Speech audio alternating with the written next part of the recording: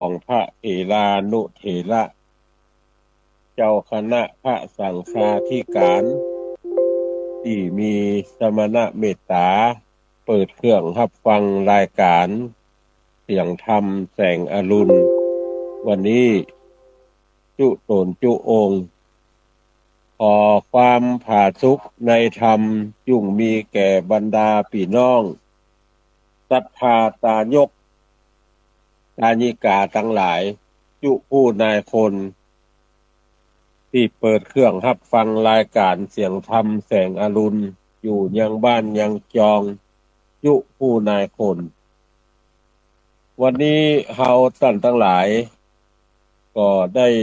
มาปะกันแห่มวันหนึ่งซึ่งตรงกับวันศุกร์ที่10กรกฎาคมเดือน10เหนือแฮม11ค่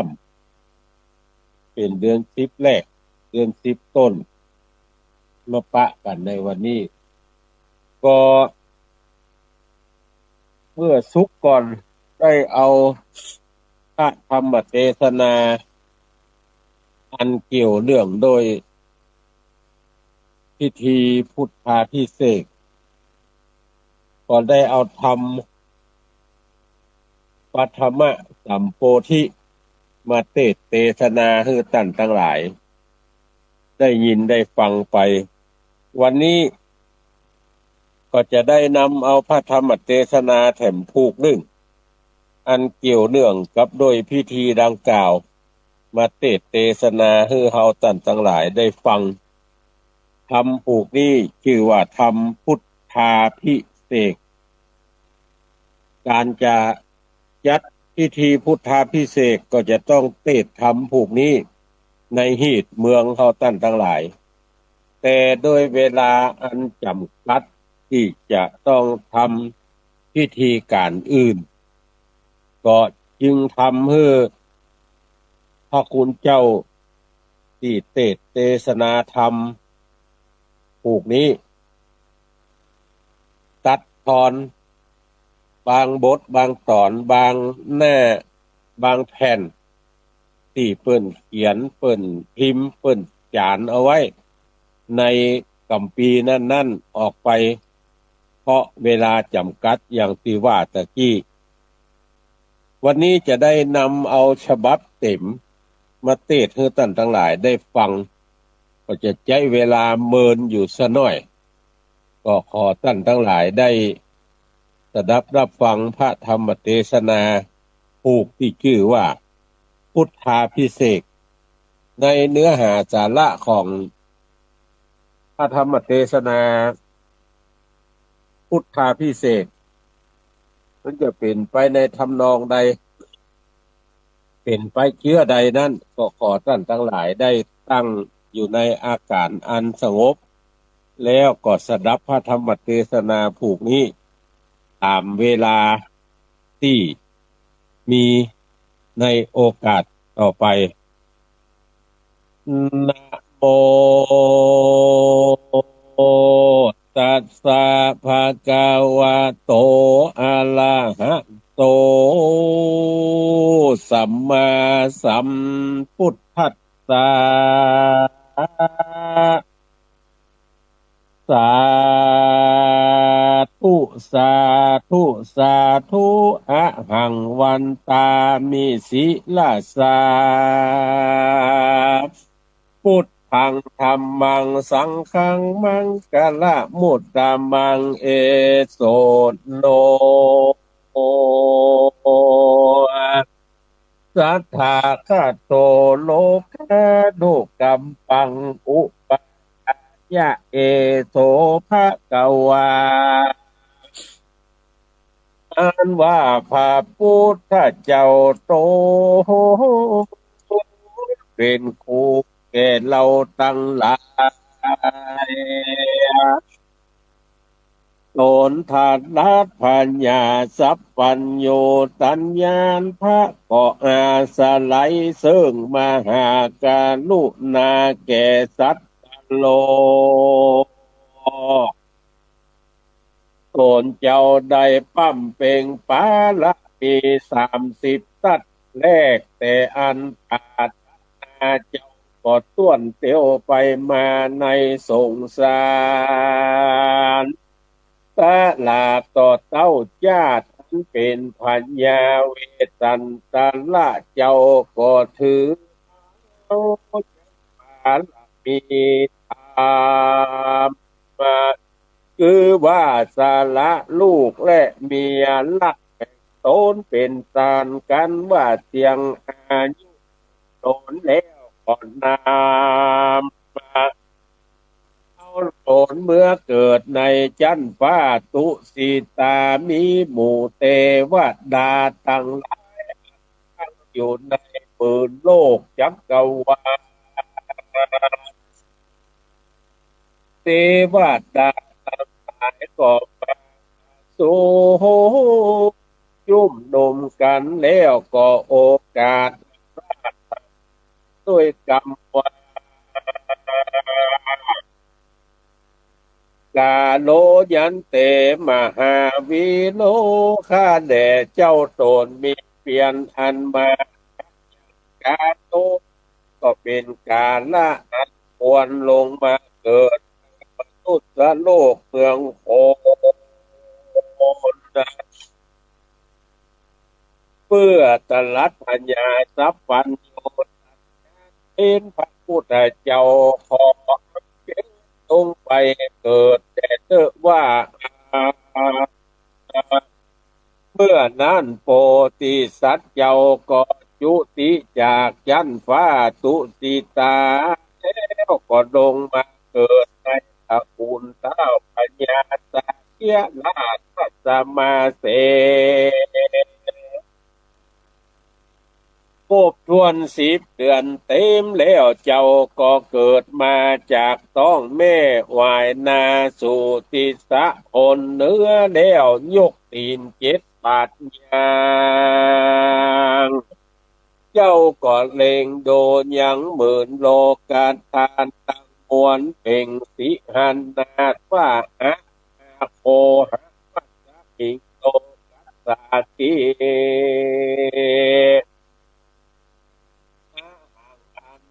ผูกแขวนยิ่งกว่าโลกเป็นใหญ่กว่าโลกตั้ง3 ส่วนมหาสัตว์เยาวก็อยู่เสวยคาลาวาส9 เดือนประกาศอายุได้29 ปีก่อนยังมีในวันหนึ่งก็เสด็จไป จากเวียงก็ไปหันใส่ยังนิมิตตั้ง4 ประการคือว่าคนเท่าค่ำจะลาคนอันถลงเปียที่โลกาคนอันตายแล้วก็มาหายังนักบวชเขาเจ้าก็มาสารเสียแล้วยังลาจะสัมปติตั้งหลายลวดหนีไปบวชเป็นราชีอยู่ในป่าไม้เดือเกียงกำฝั่งแม่น้ำอัดโนมานาตีก็ตั้งตนเสื่องอันกระทำเปลี่ยนมากนักเสียง6 ภาษาเจ้าก่อนรับเอาแล้วยังเข้ามาทุกปัญญานางสุจารดาหากคือเป็นตาลในวันออก15 ค่ำเดือนวิสาขาเจ้าก็เสวยยังเข้ามาทุกปัญญาบนฝั่งแม่น้ำเนรัญจะลาแล้วก็ทอดยังตะไลคำลงสู่แม่น้ำเนรัญจะลาก็มีวันนั้นแหละในกาลยามนั้นโพธิสัตว์เจ้าก่อนรับเอาคา8 คำจากพราหมณ์ในกาละอันไกลคำแล้วก็เสด็จไปสู่เก้าไม้สลีมหาโพธิ์เป็นใจญะมงคลโดยหนทางอันที่วัดดาหากผัดดับไว้ดีนัก เจ้าก็เอาคาแปดกำมือมาเจือปูแล้วก่อนนั่งอธิษฐานปฏิญญาณว่าอันว่าใจแห่งข้าก็จักพ้นจากอาสวะปาปะธรรมทั้งหลายเพื่อปรารถนาเอาภาวะเมื่อโลก กูจักบ่มางเสียนยังปันลังจักนั่งปับปันแดงเจิงเนื้อเต้นแก้วอันนี้บ่ลุกไปไหนกันว่าเจ้าอธิษฐานสันนี้แล้วก่อนนั่งไหวนาสะพอเชิงติดตาโหนวันออกในเมื่อพระสุริยะอาทิตย์ตกต่ำคำลับดอยไปแล้วตนเจ้า ก็มากำจัดเสียยัง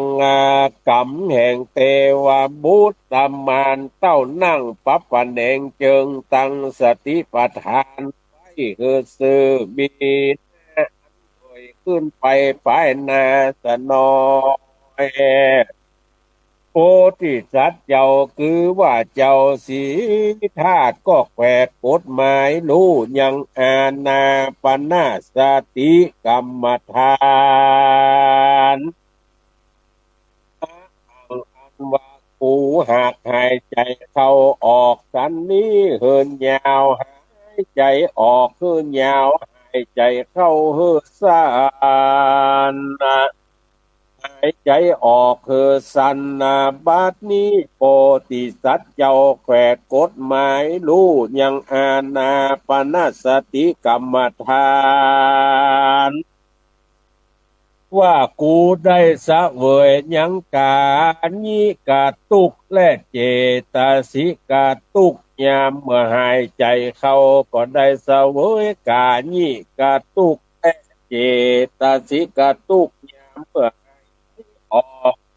ก็ได้ล่ำงับยังสังขารอันแต่งแปลงหายใจเข้าก็ล่ำงับแล้วยังกายะสังขารอันแต่งแปลงโตน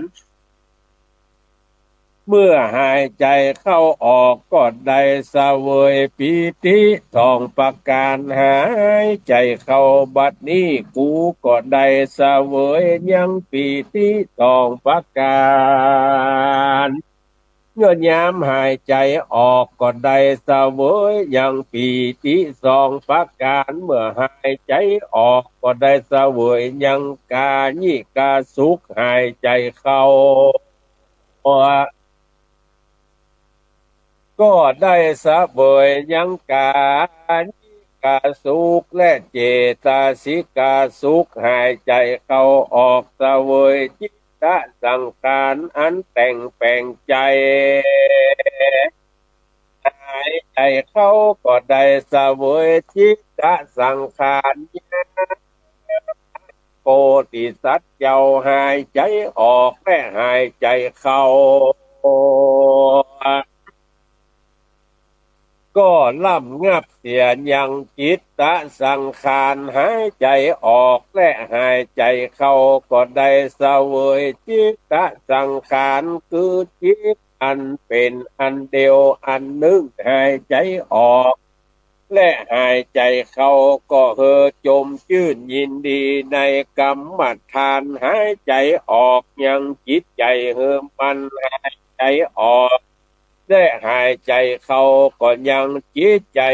ปล่อยโพ้นจากธรรมทั้งสี่ขณะเมื่อหายใจออกและหายใจเข้าก็ล่ำเปิงหันยัง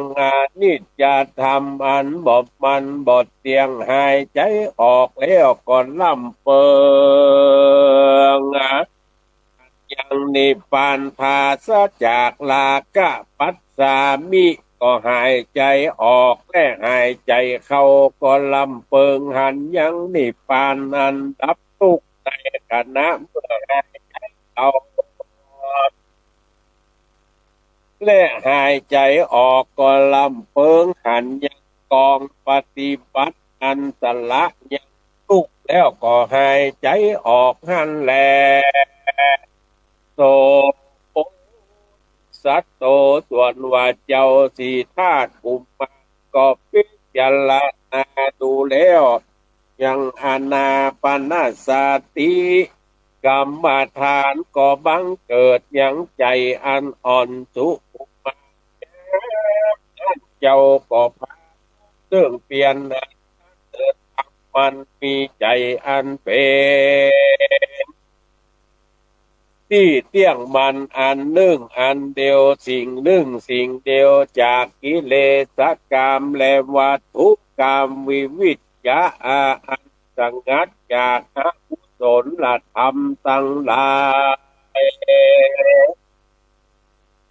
เจ้าก็ได้เถิงโลกิญะปาทามะนาฌานเมื่อหัวเตียนเป็นกับโดยฌานวิตักวิจารวิจารยังดวิเวกทั้งสองประการก็เกิดมีแก่เจ้าคือว่ากายวิเวกจิตตวิเวกและยังปีติสุขยามนั่นเจ้าก็ได้ถึงปฐมฌานดวงท้วนสองล่ำงับยังวิตักวิจารบังเกิดยังภาวะอันหนึ่งอันเดียวแห่งจิตอันหาวิตักวิจารบทใดก็จิ้งใดปีติสุขตนเจ้าก็ได้สะเวยยังกาญิกาสุขและเจตสิกาสุขโดยสมาธิอันมีปัญญาอันจมจื่นประกอบไปโดย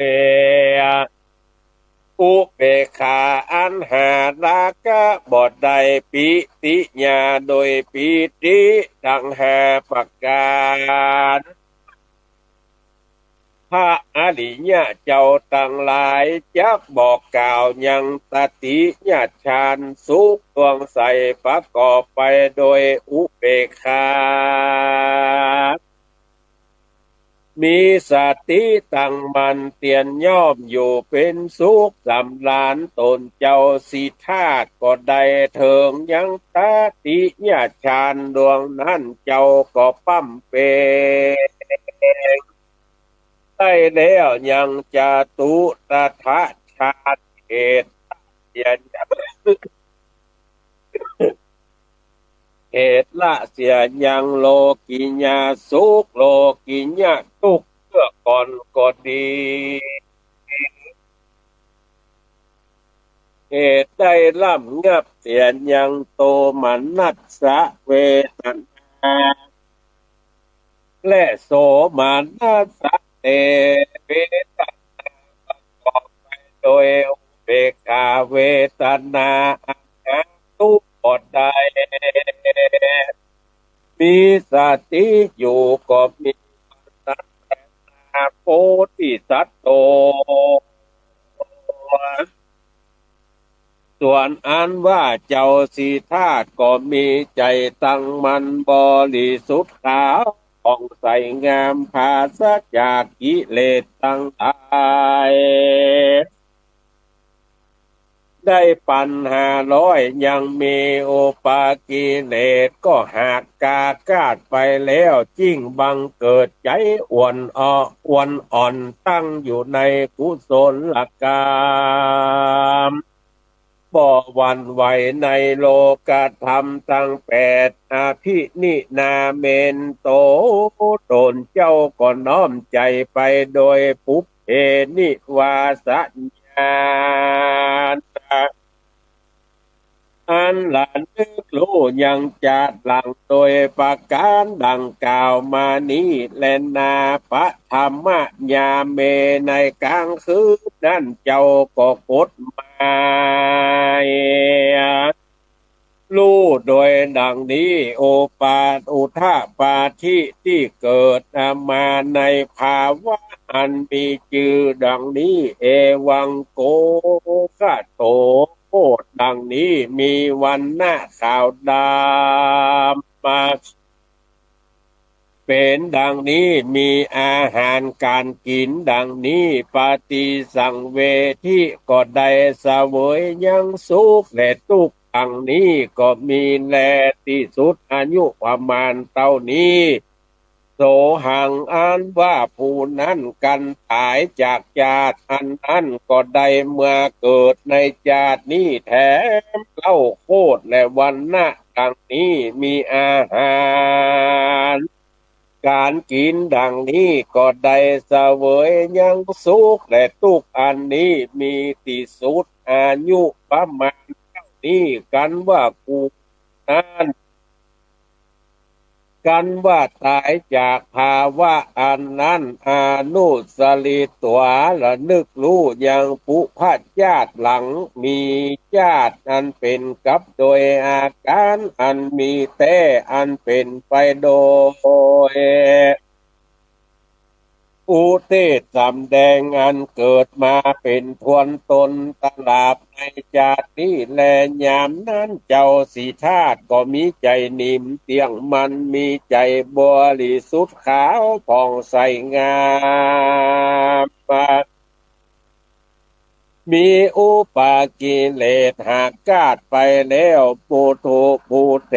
บังเกิดใจอ้วนอ่อนตั้งอยู่ในกุศลกรรมอันเนจปะโต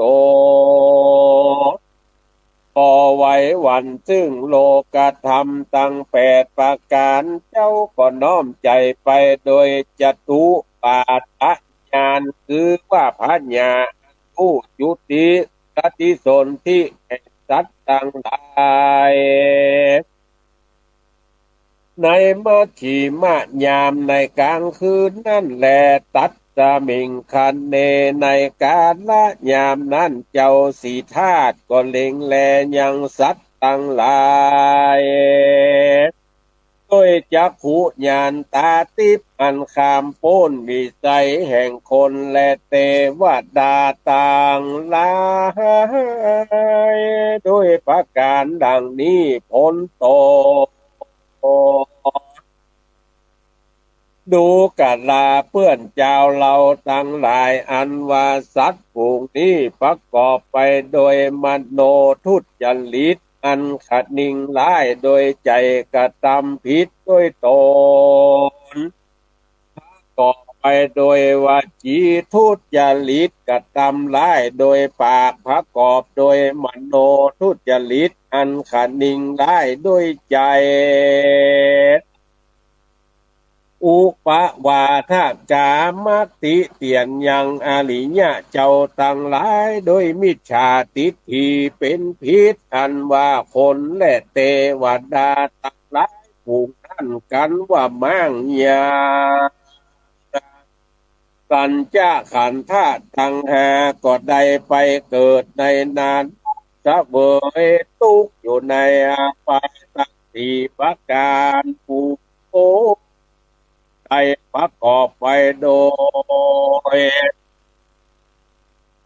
กายสุจริตวจีทุจริตมโนสุจริตบ่ได้ติเตียนอริยะเจ้าตั้งหลายเต้าว่ากระทำกรรมอันดีคนตั้งหลายผูกนั้นกันว่าตายไป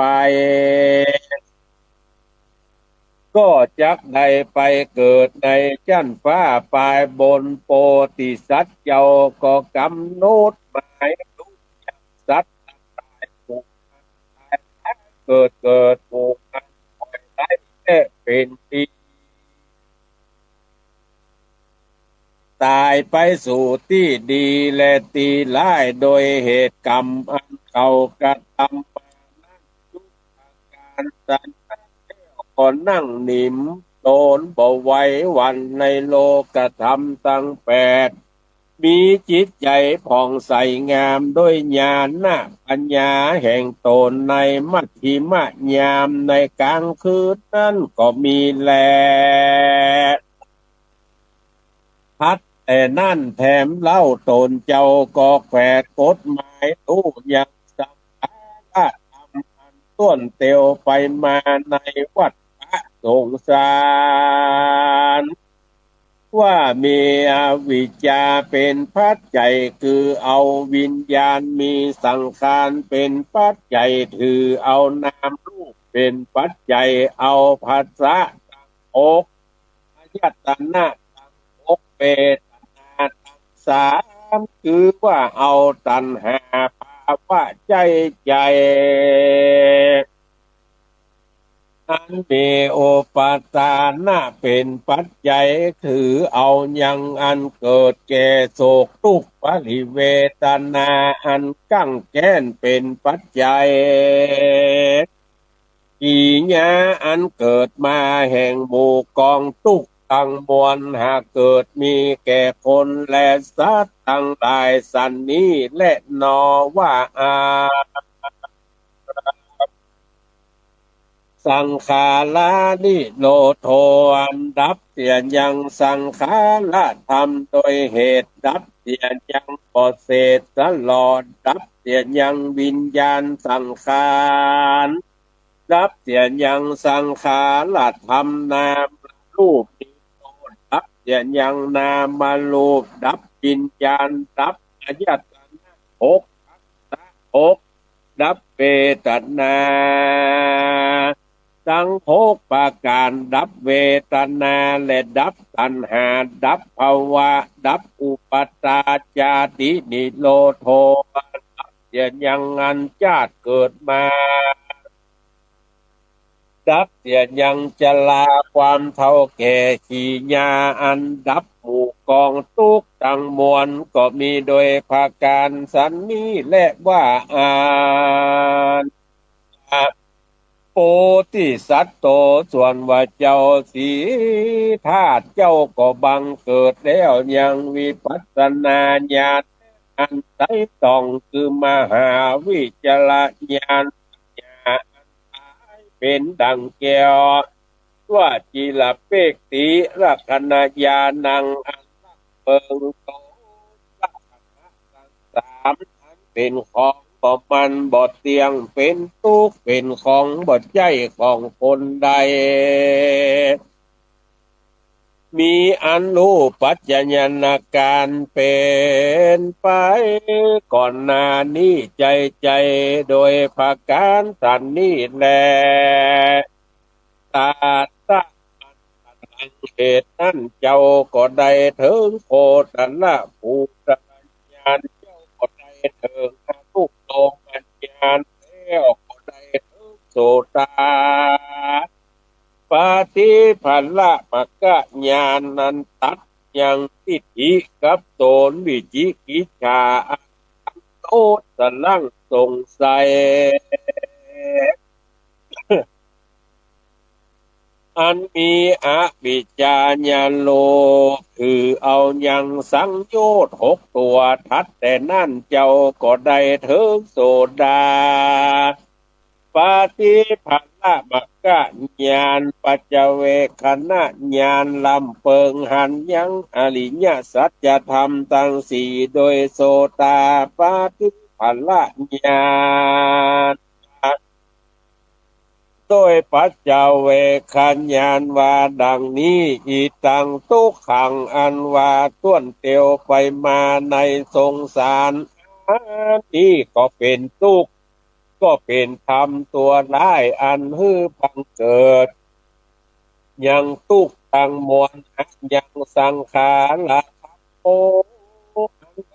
สังขารธรรมอันนี้คือนิพพานอันนี้ก็ดับยังทุกข์ปฏิบัติยังกองอันนี้ก็เป็นกองเงินนับเสียยังทุกอภิชานีตัวเจ้าก็รู้ยิ่งดีนักก็บังเกิดอย่างกาวิปัสสนาญาณทั้งสองถือเอาลักษณะญาณต่างสาเป็นอารมณ์สิ่งเดียวทัดแต่นั้นเราเจ้าก็ได้ถึงอนุโลมญาณเวทนาญาณอันใสสองทัดก็ได้ถึงสกิตากาเสียยังลากะเต็งหันยังอริยสัจจะตีโดยสกิตากาโดยสกิตากาตีมักกะเกิดโดยปัจจเวคขณะญาณดวงใสอิ สังสารจักกังการว่าสังสารจักรอันนี้ก็เป็นทุกข์ตัณหาธรรมตัวร้ายคือบังเกิดยังทุกข์สังขารธรรมอันดับเสียยังทุกข์อันว่ากองปฏิบัติอันนี้เป็นกองปฏิบัติเถิดดับเสียยังทุกข์แต่และแล้วเจ้าก็มาแฝดกฎหมายยังเกิดสนานญาณโดยอันถือเอาหลักทั้งสามแห่งสังขารธรรมอันเป็นอารมณ์แต่นั่นเจ้าก็ได้ถึงอนาคามีมัคคะญาณมีอาการอันตัดเสียยังกามลาคะปัญญาบาทแต่นั่นเจ้าก็ได้ถึงอนาคามีพละญาณทัดแต่นั่นแถมเล่าเจ้าก็ได้ถึงยังปัจเจเวคณะญาณเล็งหันนาจาริญะสัจจะตังสีอันวาสังสารยักษ์ทั้งหลายที่เกิดมาเป็นคนนี้เป็นทุกข์ส่วนตัณหาทำตัวร้ายก็คือบังเกิดทุกข์อันวาสังขารธรรมคือนิพพานทุกกองปฏิบัติอันนี้เป็นกองอันเทิดดับเสียยังนาทุกตนเจ้าก็รู้ยิ่งนักจริงบังเกิดวิปัสสนาญาณนั้นถือลักษณะทั้งสามเป็นอารมณ์เมื่อปลายลูนแต่สิ่งเดียวทัดแต่นั้นเจ้าก็ได้ถึงอนุโลมญาณและอรหันตมรรคญาณคือพันละอันขาวผ่องใสส่องงามทัดแต่นั่นแถมเราเจ้าก็ได้ถึงสัพพัญโยตัญญาเป็นปฐมะแห่งปัญญาสัพพัญโยตัญญาเหตุละเสียแล้วบ่เสดดันรอ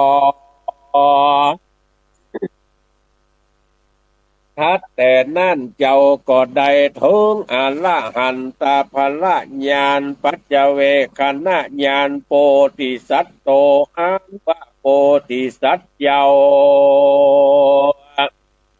คือว่าเจ้าสีทานก็เล็งหันยังอริยสัจธรรมทั้งสี่โดยมรรคญาณนั้นโดยปัจเจเวคณะญาณก็คือกล่าวว่าปัญญาสัพพัญญูตัญญานั้นเล็งหันโดยดีญาถาผู้ตั้งตามอันมีอันเกิดวิสุทธิโออันบริสุทธิ์โดยอาการดังนี้อันว่าการต้วนเตียวไปมาในวัฏฏะสงสารอิตังอริยสัจจังอริยสัจจะอันนั้นพระอริยเจ้าทั้งหลายก็เล็งหันว่าเป็นทุกข์ด้วยดีเปิงกดแฝดรู้แล้วว่าตัณหาทำตัวได้อริยเจ้าตั้งหลายหากเล็งหันแล้วโพธิสัตว์โตว่าเจ้าสีธาตุก็กดแขวดรู้แล้วก็ได้เป็นพระนาสัมมาสัมพุทธะคือได้ตรัสยิ่งเป็นสัพพัญญุเป็นอุดมในโลกสเทวกังเป็นไปกับโดยเทวโลกอันเป็นไปกับด้วยมารพรหมสมณพราหมณ์และปูเทวดาและมนุษย์ทั้งหลายอันว่าปัญญาอันเล็งหันก็เกิดมีแก่พระพุทธเจ้าโดยโปรดว่าดังนี้อันว่าวิมุตติธาพ้นจากสงสารแห่งกูปางสุดปางสองเอตโตปลังปายนาแต่นั้นอันว่าเจ้าสีทาก็นำเอาความจมชื่นยินดีเนื้อเต้นแก้วปันลังการอันมีที่เก้าไก่ก็ไม่สลีมหาโพนั่นว่า เอกจาติสังสารังสันทาวิสังอานิพินสังขหากาลังขยะมัชฌะคาติทุกลา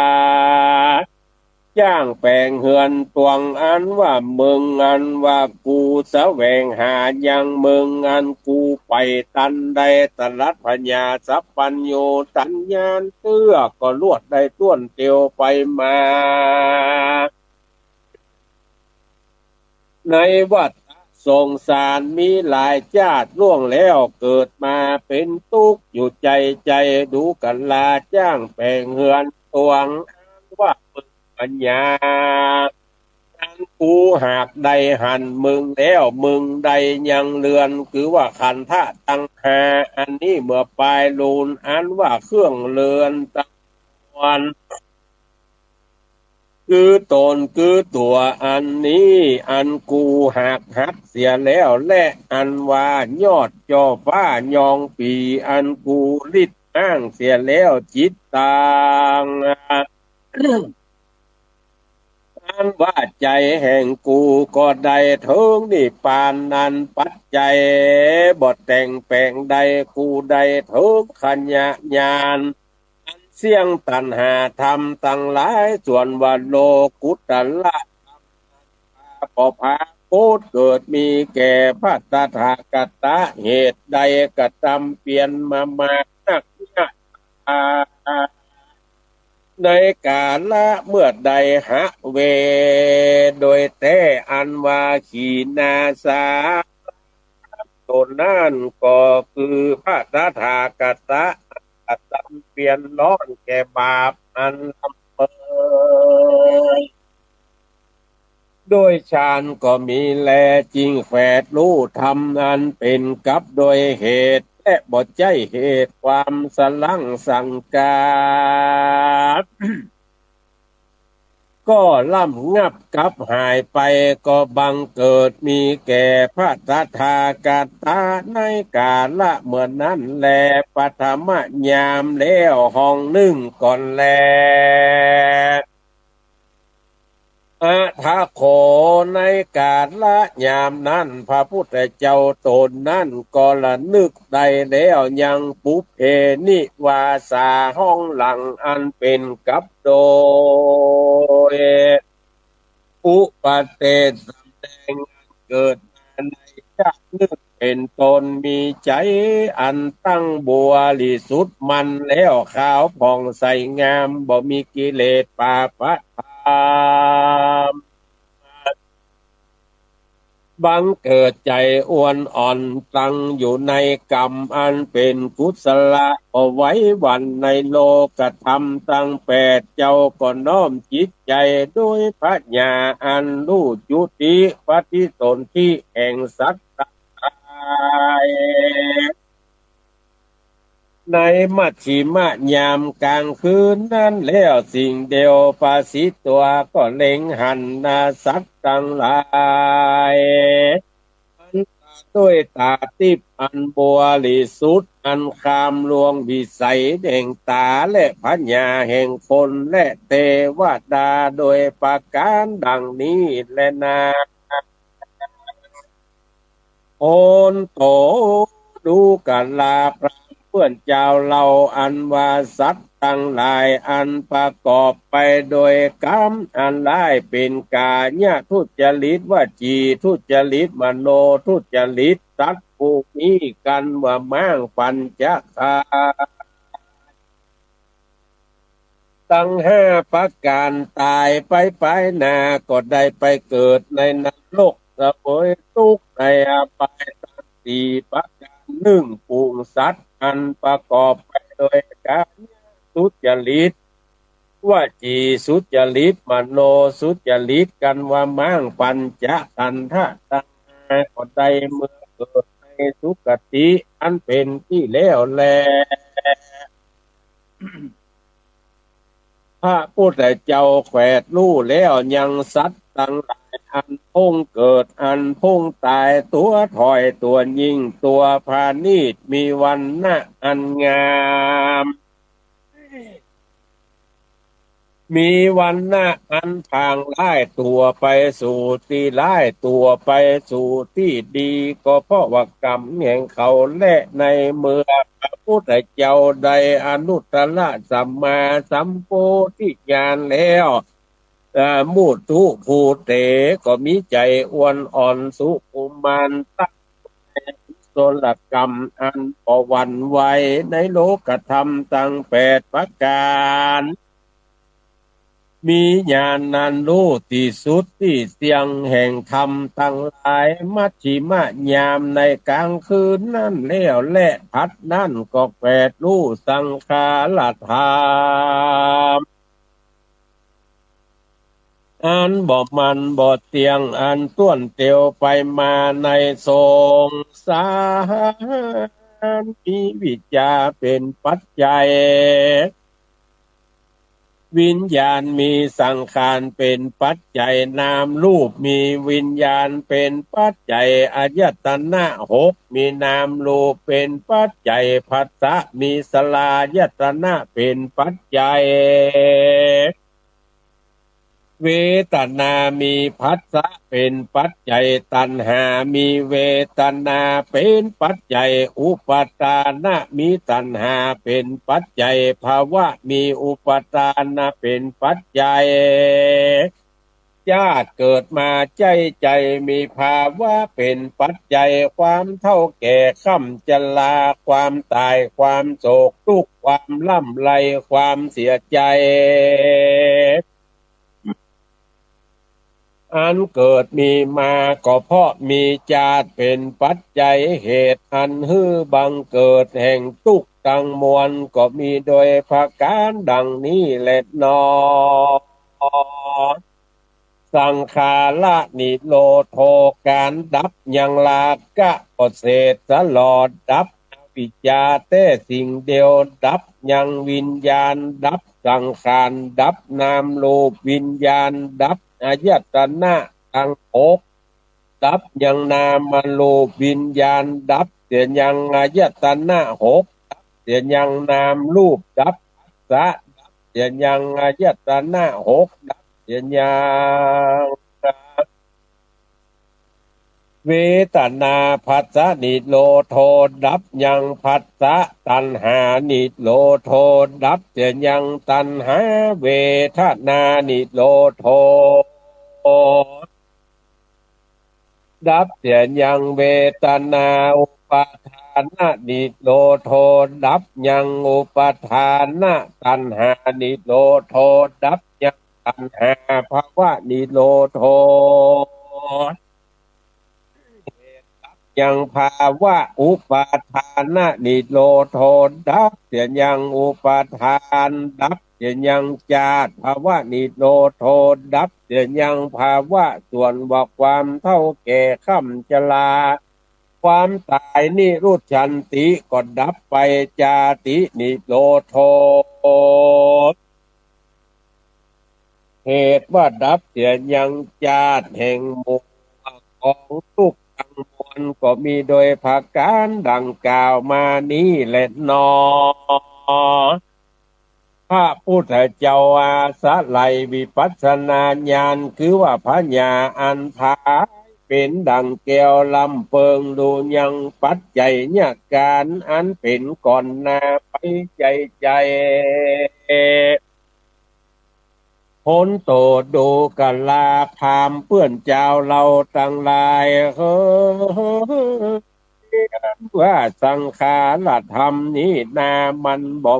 บดเที่ยงเลยเป็นทุกข์บดใจตัวตนแต่จริงแลทัดนั่นเจ้าก็ได้ถึงอนุตตรญาณโคตละภูญาณโสตากติภละญาณตัดยังกามลากะปัญญาบาทแต่ได้ถึงโสตาปาติภละญาณปัจเจเวคณะญาณลิงหันยังสัจธรรมตั้งสามโดยปัจเจเวคณะญาณสิ่งเดียวอันว่าสังขารจักอันตวนเตียวไปมาในวัฏสงสารเป็นทุกข์ตัณหา ทำตัวร้ายคือบังเกิดทุกส่วนสังขารธรรมคือนิพพานเป็นตังดับทุกข์ทั้งมวลบ่ฮึเตตตลอด กองปฏิบัติอันนี้เป็นกองปฏิบัติรับเสียอย่างทุกทางมวลพระพุทธเจ้าก็บังเกิดวิปัสสนาญาณคือว่าลักษณะทั้งสามเป็นอารมณ์ถือเอาแล้วทัดแต่นั่นก็ได้เถิง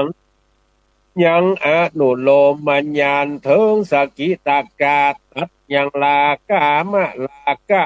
ยาบาทใดแล้วอัดแต่นั่นก็ได้ถึงสกิตากามีพละญาณแล้วได้ถึงปัจเจเวคณะญาณได้หันยังอริยสัจธรรมทั้งสี่โดยปัจเจเวคณะญาณ ดวงนั้นว่าดังอันนั้นว่าสังสารจักรอันตวนเตียวไปมาในวัฏฏะสงสารเป็นทุกข์ยิ่งนักตัวได้บังเกิดยังทุกข์อันวานิพานเป็นตังหือดับเสียยังทุกข์ตนเจ้าได้ตรัสรู้ยิ่งนักคือบังเกิดวิปัสสนาญาณนั้นถือลักษณะตั้งสามเป็นอารมณ์เมื่อปลายโลนนั่นเล่าทัดแต่นั่นก็ได้เถิงอนุโลมัญญาณเวโวตนะญาณอนาคามีญาณนั้นทัดเสียยังกามะลากะและอัญญาบาทเป็นตนทัดแต่นั่นก็ได้เถิง อนาคามีพละญาณโดยมักกะสิ่งเดียวแต่และนาพระกวาอาว่าพระพุทธเจ้าอภิชานิตัวได้ตรัสรู้ยิ่งนักคือบังเกิดยังวิปัสสนาญาณโดยอันถือลักษณะญาณตั้งสองเป็นอารมณ์เมื่อปลายโลนทัดนั่นก็ได้เถิด อนุโลมาญาณโวตนาญาณคือพญาอันใสส่องผ่องข่าวงามทัดแต่นั่นก็ได้ถึงสัพพัญโยตัญญาณอันละเสียนยังอัตวะคือว่าใจอันฟุ้งซ่านและอวิชชาตังมวลและสังโยชน์อัญญตนะหกนิวรณธรรมห้าประการบ่ฮือหลอท้าแต่นั่นก็ได้ถึงอรหันตมักกะพละญาณปัจเจเวคณะญาณได้ล่ำเปิงอันยังสัจจะธรรมตั้งสี่ประการโดยมักกะญาณปัจเจเวคณะญาณกล่าวคือว่าพญาอันเล็งหันโดยประการสันใดอีตังสังขารังการอันต้วนเตียว ไปมาในวัฏฏะสงสารเป็นทุกข์อันอาจาริยสัจจานี้อริยเจ้าตั้งหลายหากแผดกฎหมายรู้ยังตัณหาตัวได้ก็เป็นทุกข์อันอริยเจ้า เปิงละเสียโขปนะมีโดยนาแต่ทุกขสัจจะอันนี้อันอริยะเจ้าเปิงละเสียทุกขสมุทัญสัจจะเจ้าตั้งหลายละเสียแล้วสังขาตธรรมคือนิพพานชื่อว่าทุกขนิโรธาอริยสัจจะอันอริยสัจจะเจ้าเปิงละเสียโดยมีแต่แล ทุกขนิโรธสัจจะอนาลิญะเจ้ากระทำเมื่อแจงแล้วอันว่าเกิดกองปฏิบัติอันนาพ้นจากทุกข์ชื่อว่าทุกขนิโรธคามินีเป็นกองปฏิบัติเธอพ้นจากทุกข์อันนี้อันอริยะเจ้าเปิงจำเริญทุกขนิโรธคามินีอันนี้โดยอันอริยะเจ้า ล่ำเปิงแต่และพระพุทธเจ้าก็รู้ยิ่งนักตรัสยิ่งนักแล้วเป็นสัพพัญโยตัญญาณเป็นอันอุดมยิ่งนักในกาละนั้นอันเป็นกับโดยเทวดามารพรหมและอันจักเป็นกับโดยสมณะสักตั้งหลายอัฏฐะเมื่อดังอันปัญญาอันเล็งหันแจงก็เกิดมีแก่พระพุทธเจ้าว่าดังนี้ทำมันพ้นจากสงสารหากเกิดมีแก่กูชาตินี้เป็นชาติปางสุดปางซ้อยอันจะเกิดมาสู่โลกภายหนาบ่มีแก่กูและภายนาแต่นั้นพระพุทธเจ้าก็นำเอามายังอุตานะความจมชื่นยินดีเนื้อเต้นแก้วปันลังการแทบเก้าไม้สาลีมหาโพธินั่นอเนกจาติขยะมัชฌคาติดูกะลาจ้างแปลงเฮิน คือว่าความใบตะวังอันว่ามึงมัจยาอันกูขะเวสันโต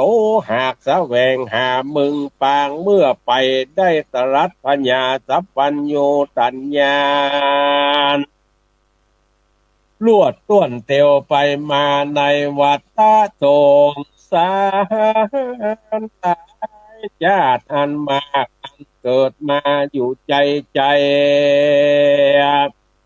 หากเป็นตุกกูหากใดรู้หันแล้วบัดนี้มึงบดใดกระทำเลือนคือตนกูอันนี้แหละเมื่อปลายลุนเล่าแลอ่านว่าเครื่องเรือนตังมวลคือว่าตัวกูนี้บัดนี้กูหากมั่งเสียแล้วอันว่ายอดยองปีกูก็ได้ลีดมั่งแล้วใจแห่งกู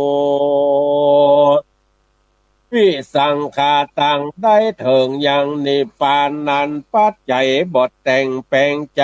อาหารอันว่ากูก็ได้ถึงยังว่าหมดเสียงตัณหาธรรมตั้งหลายก็เกิดมีแก่ตนกูพระตาทากัดตนกระทำเปลี่ยนเนินร้อยแก่บาปคือร้อนแก่บาปอันดียิ่งนักพระตถาคตกอกแฝดกฎหมายรู้ยังปัจจญธรรมอันอดเสียงสลังสงสัยหากลำงับหายไปได้แก่กูตถาคตดับไปเสียเสียงก็มีในการละมัชชิมยามเต่านี้ก่อนแล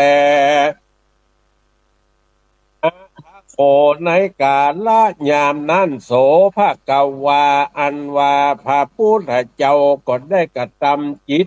ใจไว้ปฏิจจสมุปทังอนุโลมปฏิโลมเป็นอนุโลมและอนุโลมในปัจฉิมยามไกลลุงนั่นสิ่งเดียวอวิชชาเนี่ยปัจจญาอันว่าสังขารธรรมมันต้วนเตียวไปมา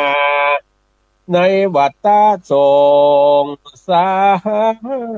รมีอวิชชาเป็นปัจจัยวิญญาณมีสังขารเป็นปัจจัย น้ำรูปมีวิญญาณเป็นปัจจัยสลายตนะมีนามรูปเป็นปัจจัยผัสสะมีอายตนะหกเป็นปัจจัยเวทนามีผัสสะหกเป็นปัจจัย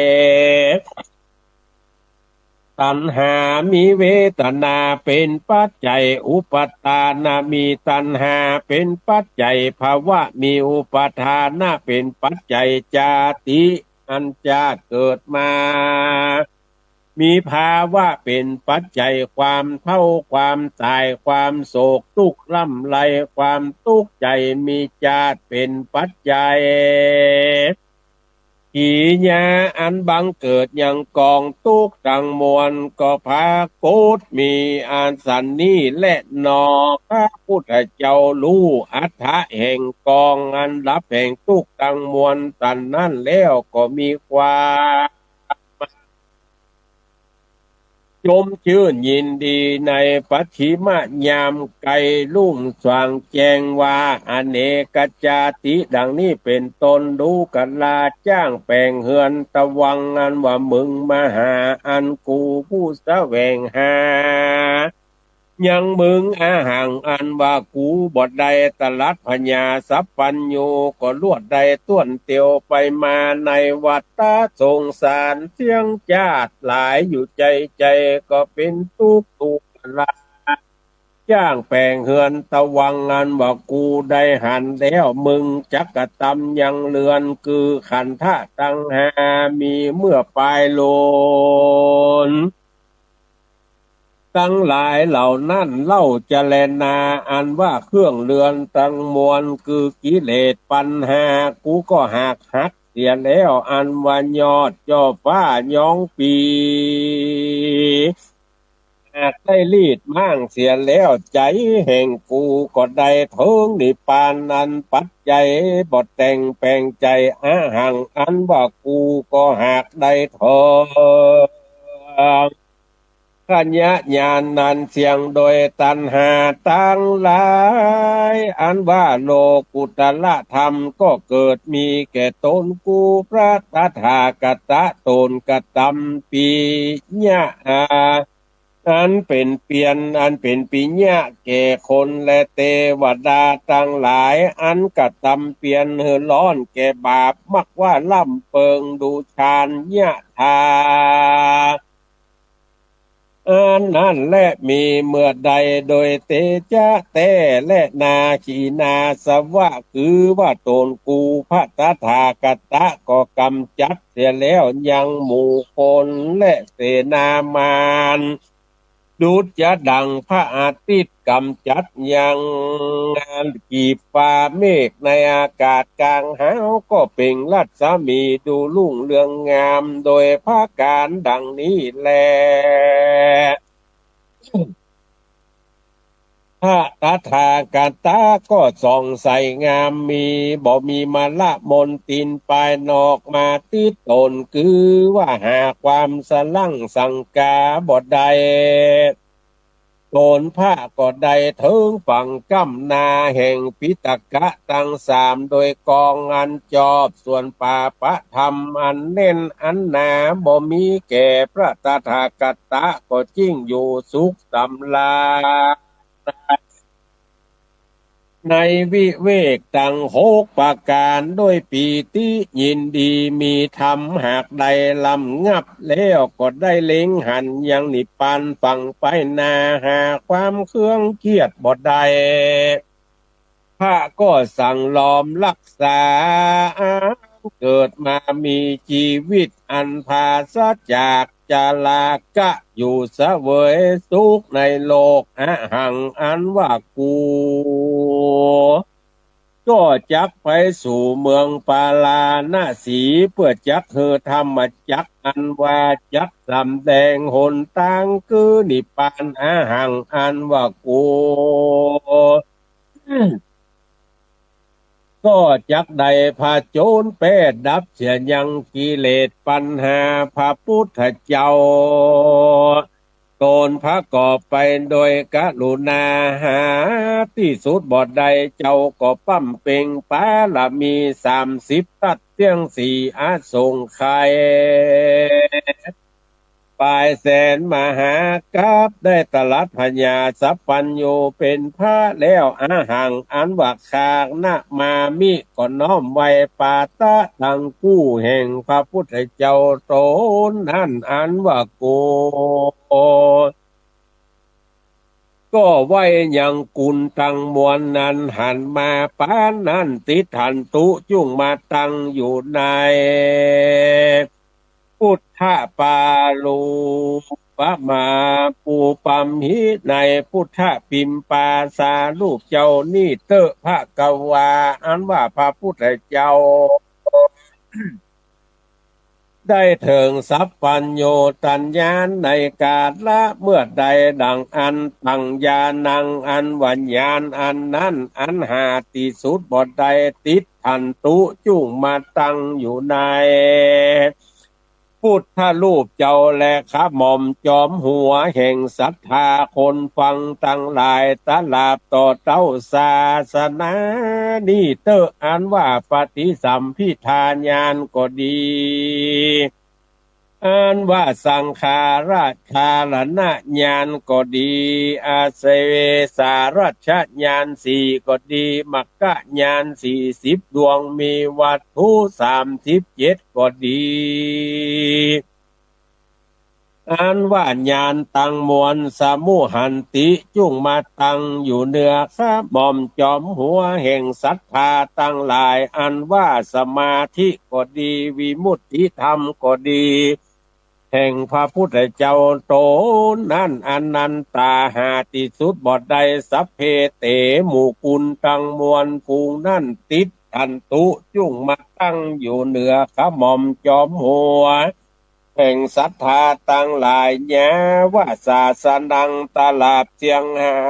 ปันพระวสานี่เตอภาควาอันว่าพระพุทธเจ้า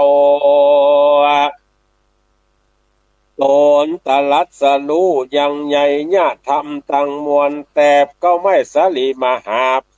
ในสัตตะหัวตีในกาละเพื่อใดโสธรรมโม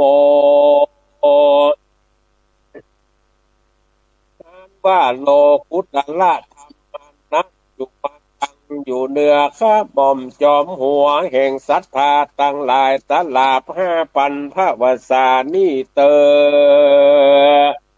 พระกวาอันว่าพระพุทธเจ้าพุทธโออันใดตรัสพญาสัพพัญโยตัญญาณอันเป็นพระแล้วเนี่ยทาในกาละเมื่อใดอิทธิปาฏิหาริย์อันสำแดงเพื่อตัดเห็นยังกรรมจะลั่งสังกาแก่คนและเทวดาตั้งหลายติดพันตุจุงมาตั้งอยู่เหนือข้าหม่อมจอมหัวแห่งศรัทธาคนฟังตั้งหลายในกาละตุกเมื่อเตอพระพุทธเจ้าตนใด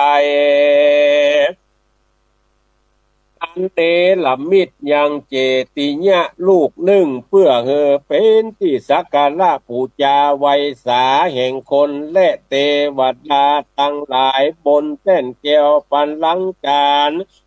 ปื้นก็ไม่มาหาโปที่คุณอันนั้นจุงตั้งอยู่เหนือพระหม่อมจอมหัวแห่งศรัทธาตั้งหลายเสียง5,000พระวสานี่เด็ดเตอพระพุทธเจ้าบ่ได้ละเสียยังกุลอันใดจังกำมันตัสสะอันเตียวโจมขมขอกุลอันนั้นจุงมาตั้งอยู่เหนือข้าหม่อมจอมหัวแห่งศรัทธาคนฟังตั้งหลายตลาบต่อเต้ารอด5,000พระวสานี่เดชเตอพระกวาอันว่าพระพุทธเจ้านุสาเลนตัวหลันลึกรู้แล้วยังอาภิธรรมมา7 กำปีในเรือนแก้วทวน7อัญญาณอันใดตั้งญาณาอันว่าญาณนั้นติดทันตุขออาราธนาจุงมาตั้งอยู่เหนือข้าหม่อมจอมหัวแห่งศรัทธาคนฟังตั้งหลายตลาดเสียง5,000พระวสานี่เดชเตอพระกวาอันว่าพระพุทธเจ้าได้ตรัสรู้แล้วยังกุลอันใดแทบก็ไม่อาชาปราณีโคตรทวน7 วันกุลแห่งพระพุทธเจ้าโตนั่นติดทันตุจุงมาตั้งอยู่ในพระหม่อมจอมหัวแห่งศรัทธาคนฟังตั้งหลายตลาดเสียง5,000พระวสานี่เตอกุลอันใดอันพระพุทธเจ้าได้ปั้มเป่งตี้สัจจะโมสะมุจลินตะทวน7 วันตั้งกุลนังขออาราธนากุลอันนั้นจุงมา ตั้งอยู่เหนือข้าหม่อมจอมหัวแห่งศรัทธาตั้งหลายตลาดเสียงหาปันพระบาทานี้แด่เตอพุทโธอันว่าพระพุทธเจ้ากลับคืนมาสู่ตนอาชาปรานิโคตแล้วบังเกิดใจมักไข่เตสนาธรรม84,000ขันธรรมตั้งมวลปูนั่นทิทันตุยุ่งมาตั้งอยู่ในพุทธปิมปาสารูปเจ้าญาวาศาสนาสลาบเสียง5,000พระวาสานี่เตอพักการนึ่งขอมาตั้งอยู่เหนือขมอมจอมหัวแห่งศรัทธาตั้งหลายแด่เตอมหาโพธิ์อันเข้าไปอาราธนาพระพุทธเจ้าเทศนาธรรมติทันตุจุงมาตั้งอยู่ในขมอมจอมหัวแห่งศรัทธาคนฟังตั้งหลายตลาดเสียง5,000พระวาสานี่เตอพระพุทธเจ้าเสด็จไปสู่เมืองปาลาณสีเทศนาธรรมอันชื่อว่าพาธรรมจักด้วยญาณอันใดขอญาณอันนั้นจุงมาตั้งอยู่เหนือขมอมจอมหัวแห่งศรัทธาคนฟังตั้งหลายนี้แด่เตอพระกวาอันว่าพระพุทธเจ้าอยู่จำวัดสามิคทายวันนั้นฮือยังเจ้าญาตรากุมารได้บวชแล้วด้วยญาณนันใดขอญาณอันนั้นจุงมาตั้งอยู่ในพุทธรูปเจ้านี้แด่เตอพระกวาอันว่าพระพุทธเจ้าเทศนาสั่งสอนยังปริภาชกะมีอุลุเวละกัสสปะเป็นตนพี่น้องกับสังบริวารญาเนนะขอญาณอันนั้นจุงมาตั้งอยู่เหนือขมอมจอมหัวแห่งศรัทธาคนฟังตั้งหลายใน5,000พระวาสาเดชเตอพระกวา อันว่าพระพุทธเจ้าเสด็จไปสู่เมืองกปิลพัสเพื่อสั่งสอนหมู่ญาติกาสำแดงยมกะปฏิหารสะยองขึ้นไปสู่ประตูละอากาศกลางหาวเตียวโจมขมแก้วในอากาศอันแล้วโดยแก้วบริสุทธิ์วันนั้นด้วยญาณอันใดขออาราธนาญาณอันนั้นจุงมาตั้งอยู่เหนือขมอมจอมหัวแห่งศรัทธาทั้งหลายตลอด5,000พระวาสานี้เดชเตนามหาสาลีบุตรเทถามพุทธจารีพระพุทธเจ้าจริงเทศนายังจริยาปิตกะด้วยญาณอันใดขอญาณอันนั้นจงมาตั้งอยู่ในพุทธรูปเจ้าแลเหนือขมอมจอมหัวแห่งศรัทธาตลาบ5,000พระวาสานี้เดชเตอโสภะกวาพระพุทธเจ้าพระจนแป้มารเสด็จลงมาจากอากาศมานั่งอยู่เหนืออาสนาอันผาเสดที่เก้าไม้ม่วงแล้วเทศนาธรรมแก่เจ้าสากเกียลาดตังมวลเพื่อเขาตั้งหลายไว้ตนด้วยญาณอันใดขอญาณอันนั้นก็จุ้งมาตังอยู่เหนือขมอมจอมหัวแห่งศรัทธาตั้งหลายนี้ละเล่นนาโสภะกวาพระพุทธเจ้ายังหาฝนโบกคลปัดก็เทศนายังมหาเวสสันตละจาตกะในการนั้นด้วยญาณอันใดขอญาณอันนั้นจุ้งมาตั้งอยู่เหนือขมอมจอมหัวแห่งศรัทธาคนฟังตั้งหลายตลาบ5,000ภาษานี่เดเตอตะตาในการละยามนั้นพระ พุทธเจ้าก็เสด็จไปสู่เมืองสาวัตถียังอยู่ในป่าเจตวันนะอารามพระก็มีโตนมีมหากรุณาที่คุณก็รับเอาอารามพระปิณฑิกสะเตเสสิก็เทศนาธรรมโปรดโพนและเทวดาตั้งหลายตั้งญาณังอันวัจญาณนั้นทั้งหลายตั้งมวลผูงนั้นขอญาณนั้นติดทันตุจุงมาตั้งอยู่เหนือขมอมจอมหัวแห่งศรัทธาคนฟังตั้งหลายพระพุทธเจ้าได้เทศนาธรรมอันเป็นนิตาเป็นกุลแก่สัตว์ทั้งหลายตั้งธรรมังขอธรรมตั้งมวลผู้นั้นจุงมาตั้งอยู่เหนือขมอมจอมหัวแห่งศรัทธาทั้งหลายตลาดต่อเต้าหาปันพระวสานี่เตอพุทธโอพระพุทธเจ้ากตำพุทธวรกิจอันพาเสดก็เทศนาธรรมอันพาเสดอันโดยบ่เสดตลอดพระก็ตั้งไว้แล้วยังคุณบุตรบวชอยู่ในกองพระเสดเป็นปฐมหัวตีเตโวเทวดาตั้งหลายก็ดียังคนตั้งหลายก็ดีอันเป็นกับโดยปินตาพรหมานเป็นกับโดยมันแท้เทวบุตรมานขอเทวดาตั้งหลายผู้รักขันตุยุ่งมาอยู่รักษายังศรัทธาทั้งหลายอันฟังยังธรรมเทศนาสะธาตุกังเป็นกับโดยธาตุศาสนาเป็นกับโดยศาสนาตลาดยังหาปันพระบาษาอาถานยาเพื่อเป็นปัญโยจารนะแก่คนและเทวดาตั้งหลายตันลาภาปันภาวันสานิเดเตอถ้าสาวาละยานังพุทธาภิเศ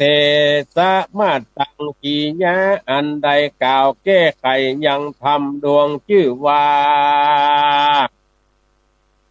พุทธาพิเศษอันประกอบพาด้วยคาถาว่าใด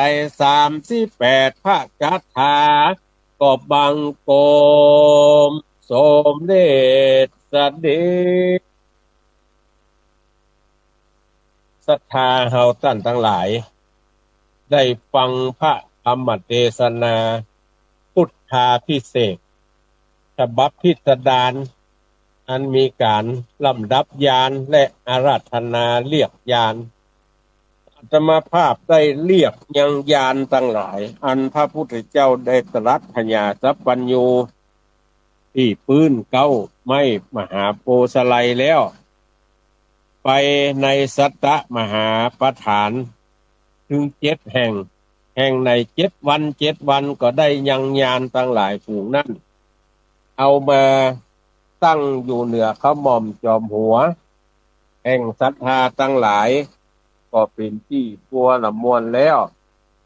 1 ชั่วโมงกับ10 นาทีเต็มที่ท่านทั้งหลายได้ฟังพระธรรมเทศนาอันชื่อว่าพุทธาพิเศษจบลงไปก็โดยวันนี้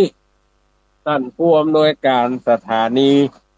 ได้แจ้งเอาไว้ว่าคือจักยาวตั้งแต่ตี 5ยัน7 โมงประเดี๋ยวนี้ใช้เวลาของสถานีมาชั่วโมงป่ายได้เทศนาธรรมในทำนองร้อยแก้วให้ท่านทั้งหลายได้ยินได้ฟังเป็นที่บัวละมวลลงไปต่อไปนี้ก็จะสารงานบุญและสัพเพเหระให้ท่านทั้งหลายได้ฟังเป็นประโยชนะแก่ตนตัวชีวิตครอบครัวท่านทั้งหลายสืบไปหน้าโดยตะวานี้กับวันนี้โรงพยาบาลสงฆ์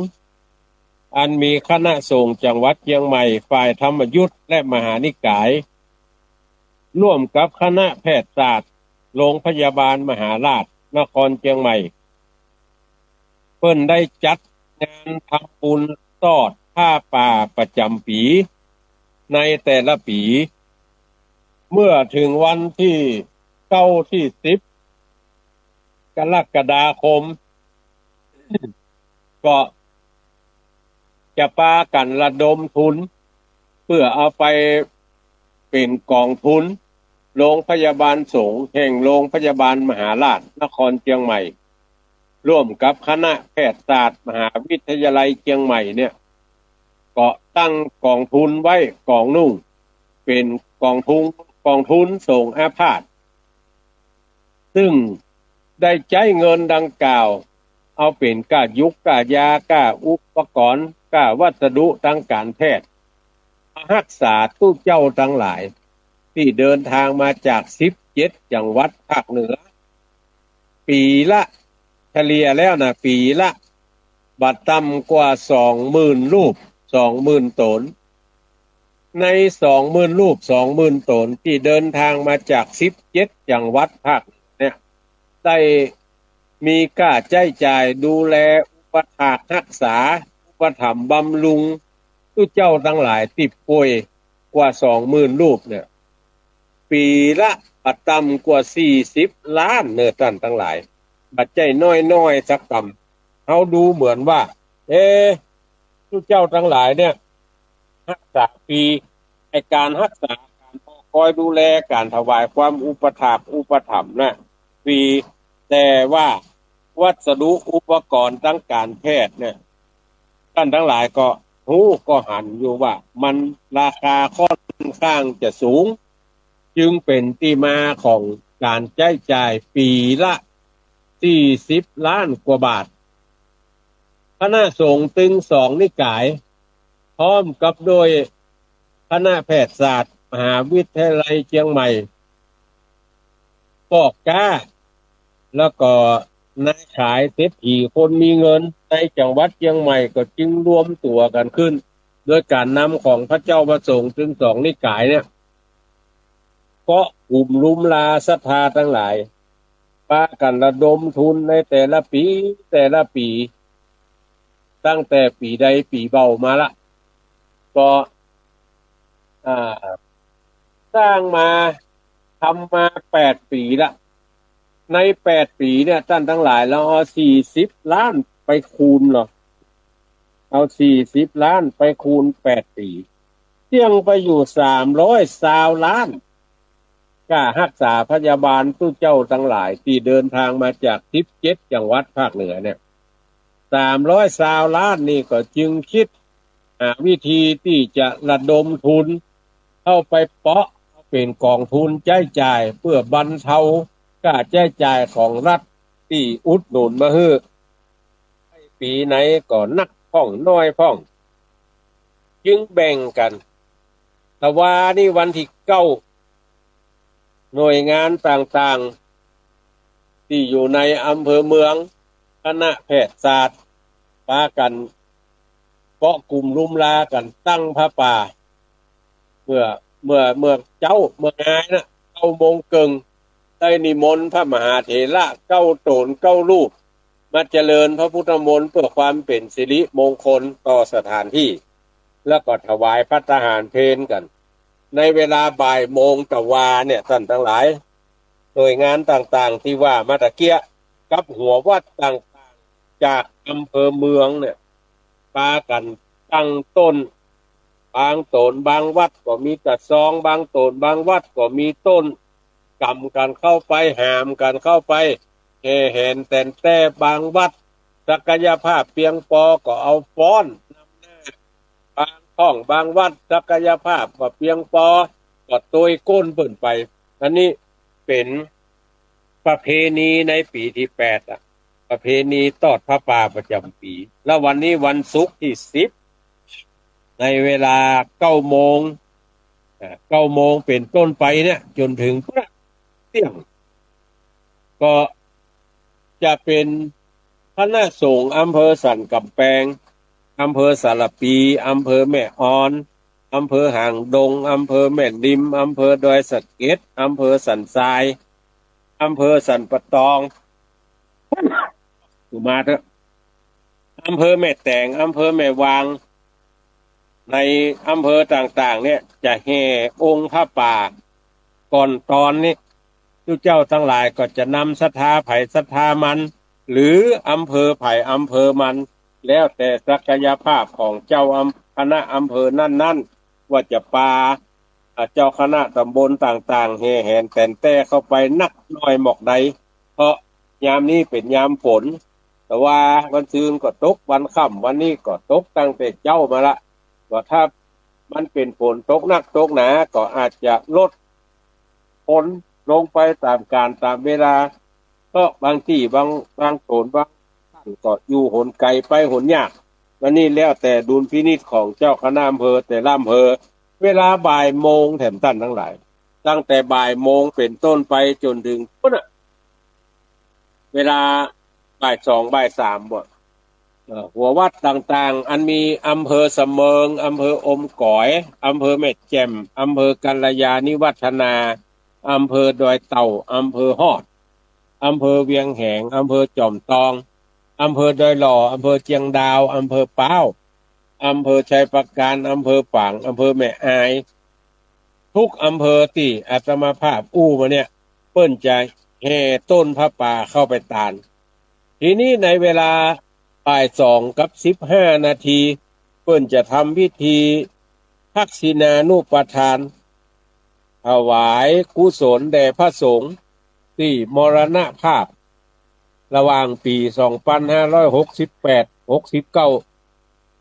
บ้านเฮาห้องวัดตายคำหงยา เพิ่นจะทำบุญหาตั้งแต่ปี2568ถึง69เนี่ยเพิ่นจะตานฮื้อเนี่ยมันเป็นบุญเป็นกุศลศรัทธาทั้งหลายถึงแม้ว่าทุกเจ้าทั้งหลายเหล่านั้นจะเป็นทุกเจ้าบวชมาตั้งแต่น้อยก็ตามบวชใหญ่ก็ตามเป็นทุกเจ้าขี้ปูบวชได้6-7 วันไปมรณภาพที่หั่นก็ตามเพิ่นก็บ่ได้รังเกียจเดียดฉันที่จะทำบุญถวายทานฮื้อเพิ่นก็จึงได้ จัดทำบุญทักษิณานุปทานอุทิศส่วนกุศลให้แก่ทุกเจ้าทั้งหลายที่ไปมรณภาพไปตายที่โรงพยาบาลท่านทีนี้ขยับไปในเวลาบ่าย3:15เพิ่นก็จะเริ่มพิธีทอดผ้าป่าละเจ้าคณะจังหวัดเชียงใหม่ซึ่งฝ่าย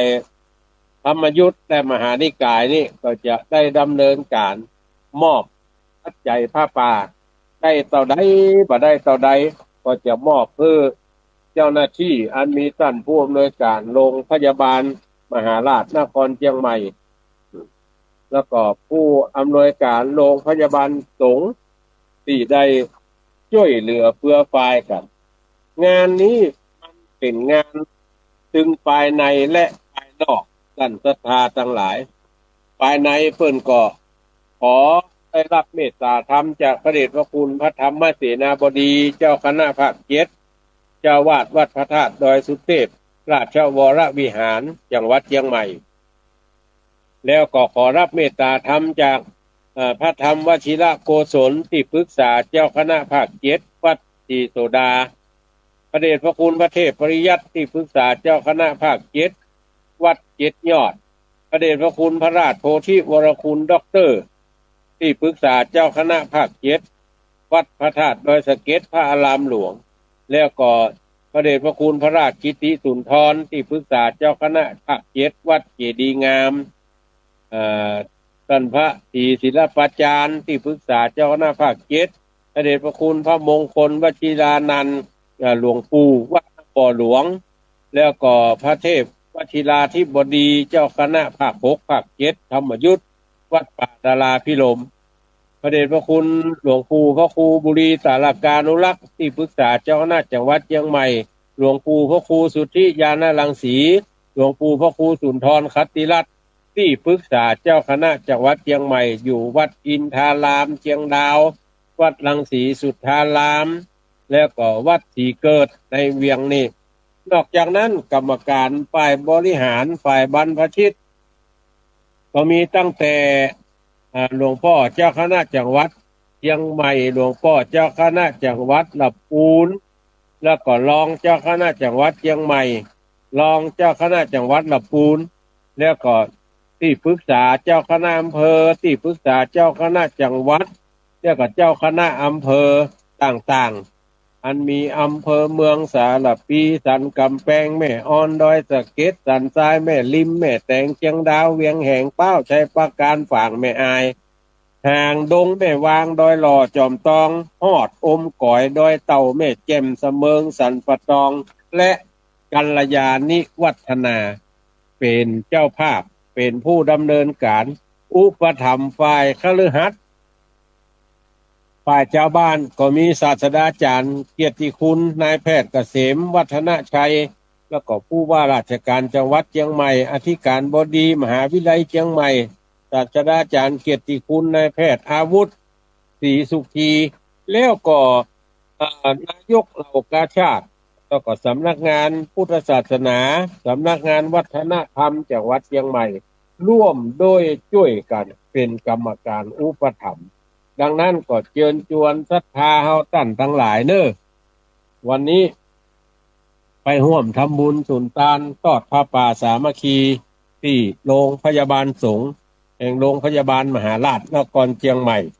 แล้วก็วันที่12แต่ว่าวันซืนมาละอู้กันเรื่องไปตานเตียนที่วัดห้วยงูไหนแล้วจะประกอบพิธียกทรัพย์ปทนเพื่อหนุนธาตุทั้งสี่อันมีธาตุดินธาตุน้ำธาตุลมธาตุไฟยกขึ้นไปประดับเจติยะเจ้าที่ผู้มีจิตศรัทธาได้สร้างได้แปลงเดี๋ยวนี้เป็นที่บัวละมวลแล้วจะยกชัดกันจะตานกันในลำดับต่อไปแต่วันที่12เนี่ยวันอาทิตย์ที่12นี่ในเวลาเที่ยงครึ่งเนี่ยเอาท่านทั้งหลายจะทำพิธียกยกทรัพย์ปทนยกทรัพย์ปทนขึ้นประดับบนเจดีย์ดังนั้น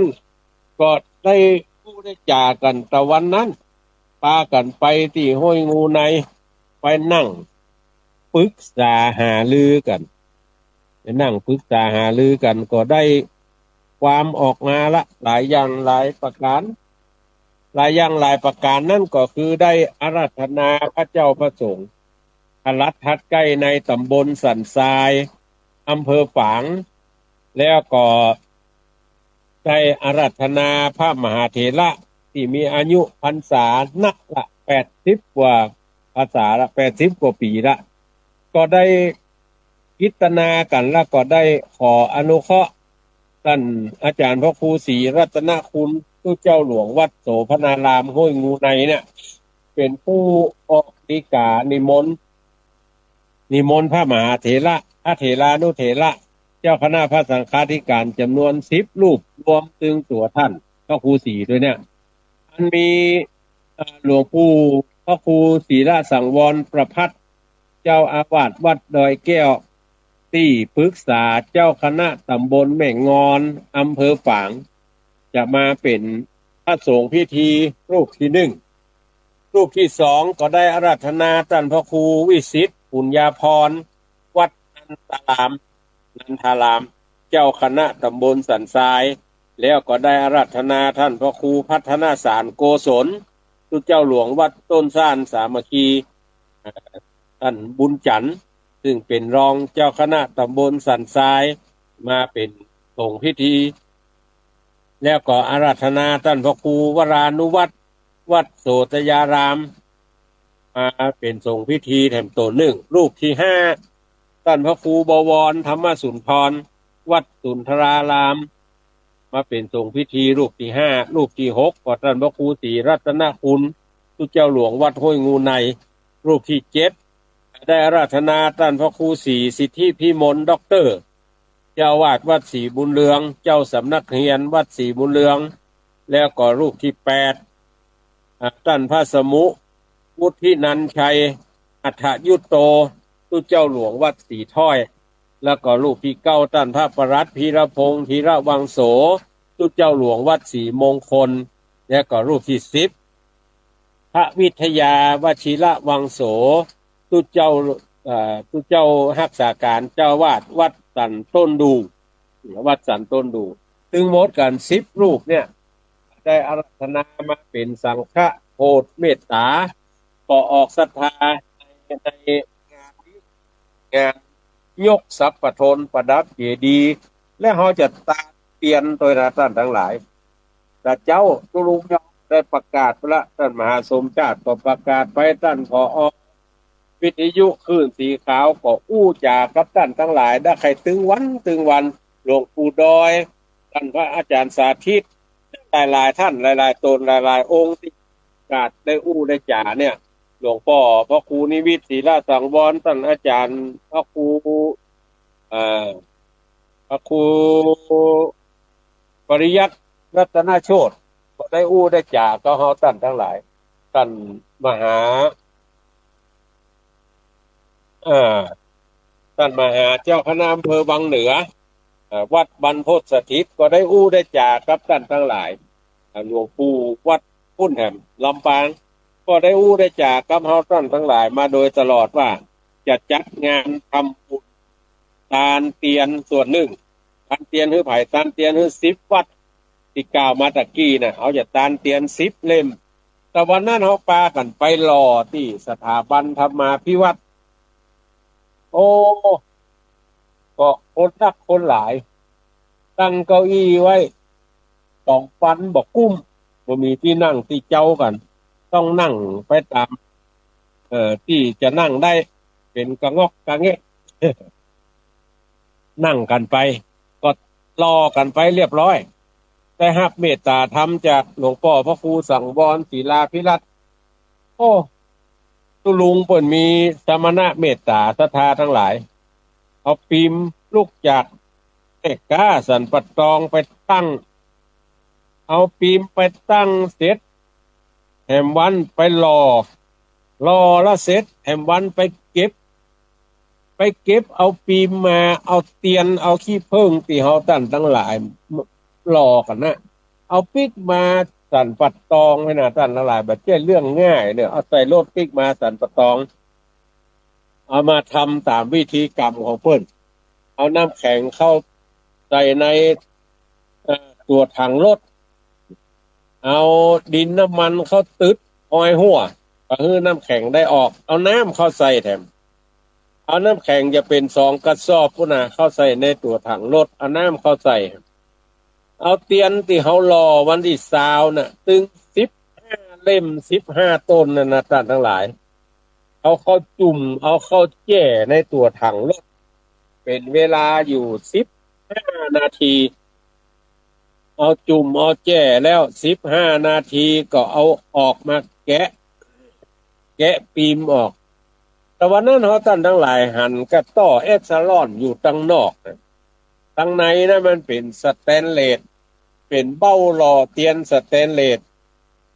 เอาตั้งน้อยๆลงเอาตั้งใหญ่ขึ้นแล้วก็ทำพิธีล่อกันเอามาถึงวัดทรายมูลแล้วตุลุงก็มาแกะแบบทำความสะอาดแบบเสร็จแล้วก็เก็บรักษาไว้นอกจากแกะแบบรักษาไว้ทำความสะอาดแล้วรักษาไว้แล้วก็โอ้มีสมณะเมตตาตกแต่งต้นเตียนที่เฮาท่านทั้งหลายล่อนะบางที่มันก็สีดำแดงบางที่ก็เหลือง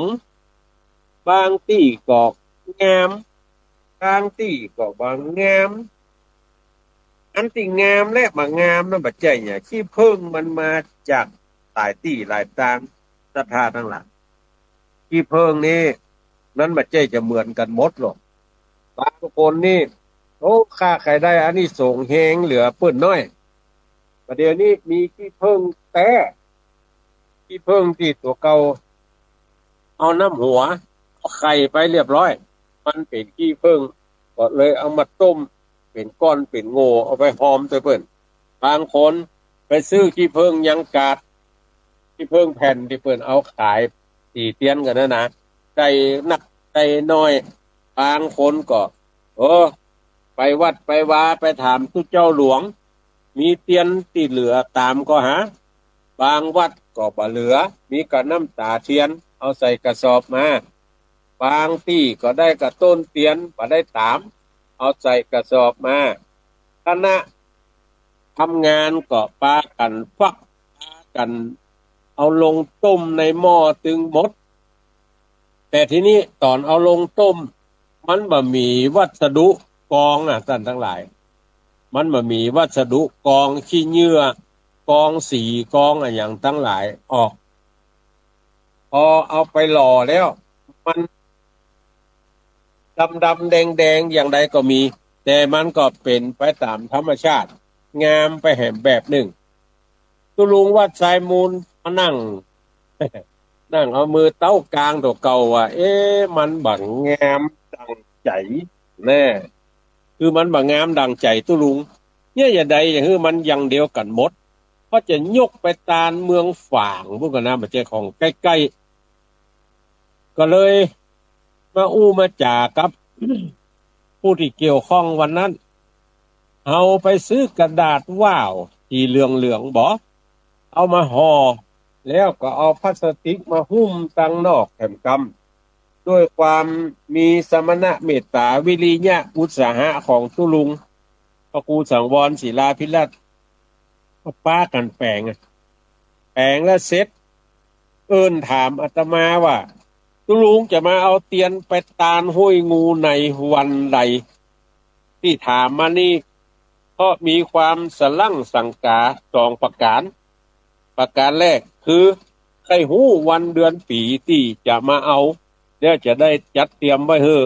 ประการที่สองคือผมเนี่ยปรำได้อยู่จะต้องไปตั้งแบบปีมเตียนคือ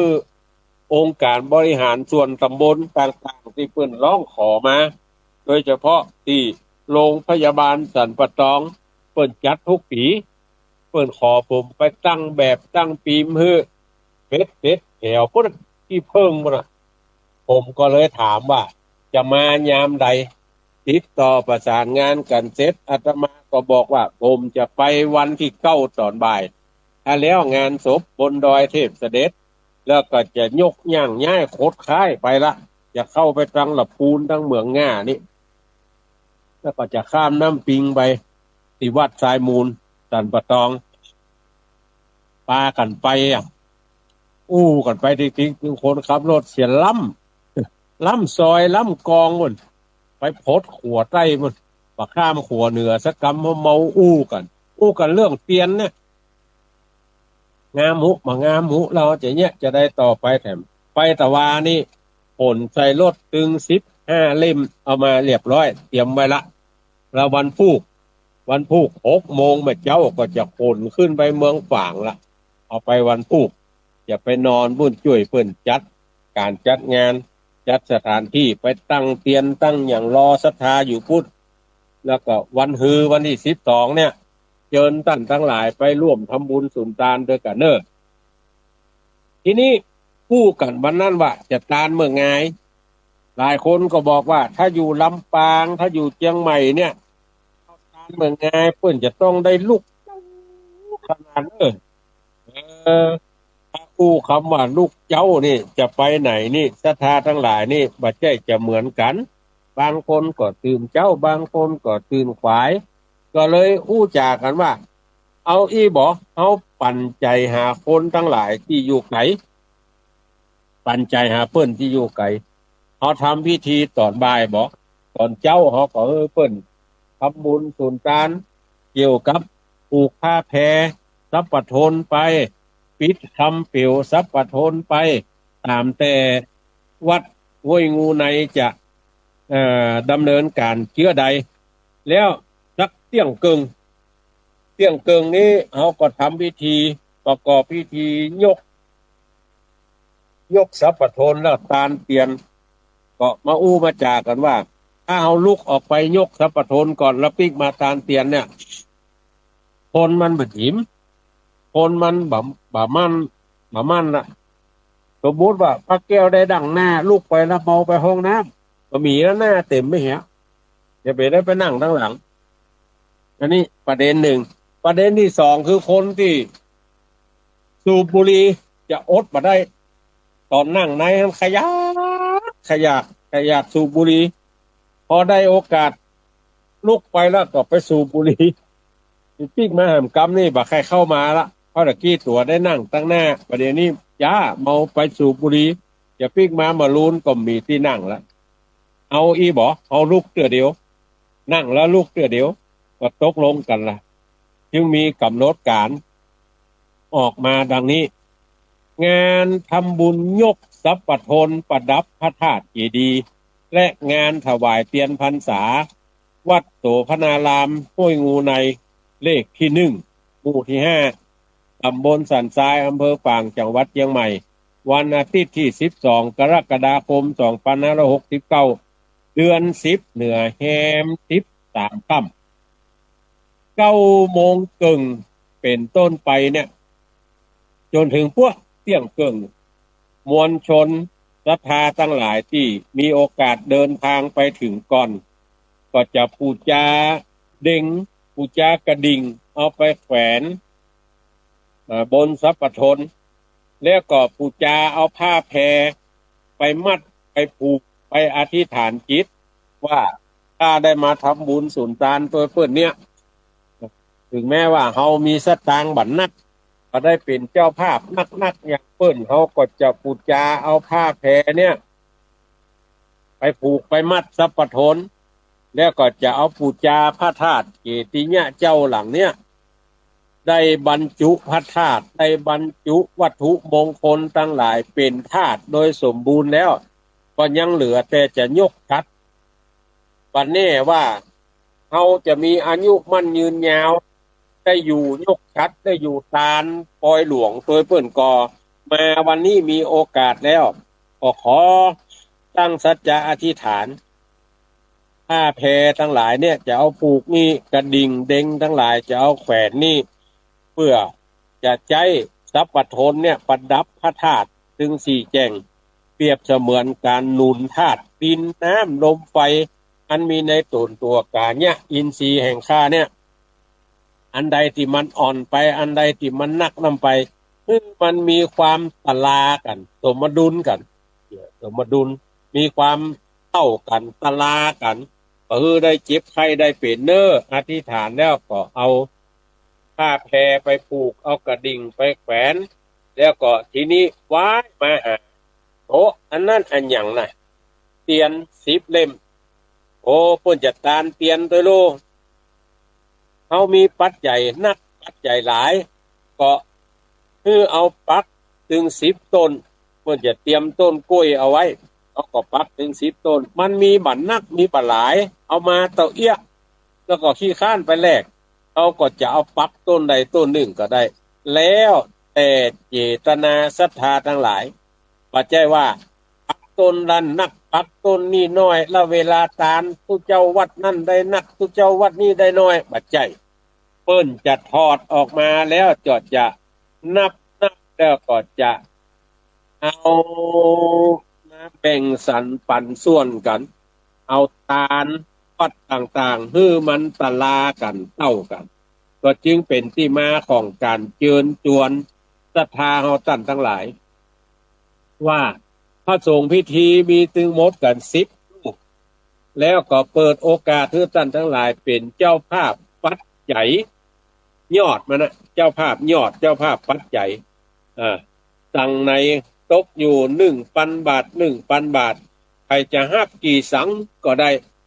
ปัจจัยว่า1,000 บาทนี่จะตานทุเจ้าแค่1,000 บาทปัจจัยบางเตื้อมันมีนักมีหลายก็จะตานนักกว่า1,000 บาทบางเตื้อมันมีน้อยก็จะตาน1,000 บาทหรือต่ำกว่ามาต่ำกว่านั้นที่ได้ตั้งกันเอาไว้ดังนั้นก็เชิญชวนศรัทธาท่านทั้งหลายเด้อลำปางก็ใต้ที่ท่านมหาสมชาติยังใหม่ก็สายใต้ที่ท่านพระครูอภิวัฒนวิกรมสายตั้งเหนือเพศก็ที่อาตมาภาพแล้วก็เชียงไฮ้ก็ที่หลวงปู่ดอยเปิดโอกาสให้กันเชื่ออีเป็นที่ไปหอมกันได้ใครจะเป็นเจ้าภาพปัจจัยก่อนทุดละ1,000 บาท จะเป็นเจ้าภาพเอาจะได้กัตยาตานนะเด้อแล้วแต่คณะทำงานเด้อจะเอาน้ำผึ้งก็จะเอาผลไม้ก็จะเอาอันหยังก็ที่จะเอาเป็นขวดตาลน่ะตั้งกันเอาไว้ว่าชุดละ500 บาทใครจะเป็นเจ้าภาพก็เชิญชวนติดต่อบริจาคได้ที่3-4 แห่งที่ประชาสัมพันธ์ไปตะกี้ยอด1,000ขวดตาล500แล้วแต่เจตนาท่านทั้งหลายจะรับกี่กันแล้วก็ยอดตาลของเตียนเนี่ยเขาก็จะแบ่งสรรปันส่วนนับแต่ประกาศไปแต่ว่าวันซืนก็มีป่ออินสายแม่สีลอนพรมคำติ๊บบ้านแม่ห้องไข่นี่ได้ฝากหลานมานี่อยู่จำนวนเงิน120 บาทอันนี้เขียนติดหลังซองเสร็จ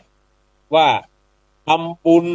วัดห้วยงูในอำเภอฝางวงเล็บหล่อเตียนนัตวานี่มีแม่ปองคำสุยะพร้อมกับด้วยลูกหลานได้ร่วมทำบุญถวายเตียนพรรษาในสี่จังหวัดตั้งแต่จังหวัดเชียงใหม่ฝางเนี่ยไปจนถึงพุ่นที่จะเอาไปให้ไปห้อมกันภาคอีสานเพิ่นร่วมทำบุญมาแถม100 บาทแล้วก็อาจารย์ทวีอาจารย์จิราพรแล้วก็นางสาวสุภรัตน์นายฉัตรชัยทาวนะร่วมทำบุญมานี่แถม100 บาทก็ขออนุโมทนาบุญขอบคุณเนอะที่ร่วมทำบุญสุนทานกันอันเนี้ยท่านทั้งหลายห้อมกันไปตามกำลังทรัพย์ที่จะทำได้ทีนี้เอาก็ทำบุญกันไปอย่างที่บอกแต่กี้ได้เวลา11 โมงแล้วบอทุเจ้าพระสงฆ์พิธีอาจจะมาหลังนั้นแล้วก็ทุเจ้าทั้งหลายที่เป็นคณะทำงานไปร่วมงานกันเนี่ยไปร่วมทำบุญสุนทานกันเนี่ยอาศัยหลวงพ่อเจ้าคณะอำเภอฝางหลวงพ่อเจ้าคณะอำเภอเวียงป่าเป้าหลวงพ่อเจ้าคณะอำเภอวังเหนือแล้วก็หลวงพ่อเจ้าคณะอำเภอดอยหล่อที่ได้มีสมณะเมตตาเป็นพระนักจัดรายการโดยกันเนี่ยจะได้นำพระเจ้าพระสงฆ์อันมีท่านรองเจ้าคณะอำเภอท่านเจ้าคณะตำบลท่านเจ้าอาวาสแล้วก็ท่านผู้เจ้าพระ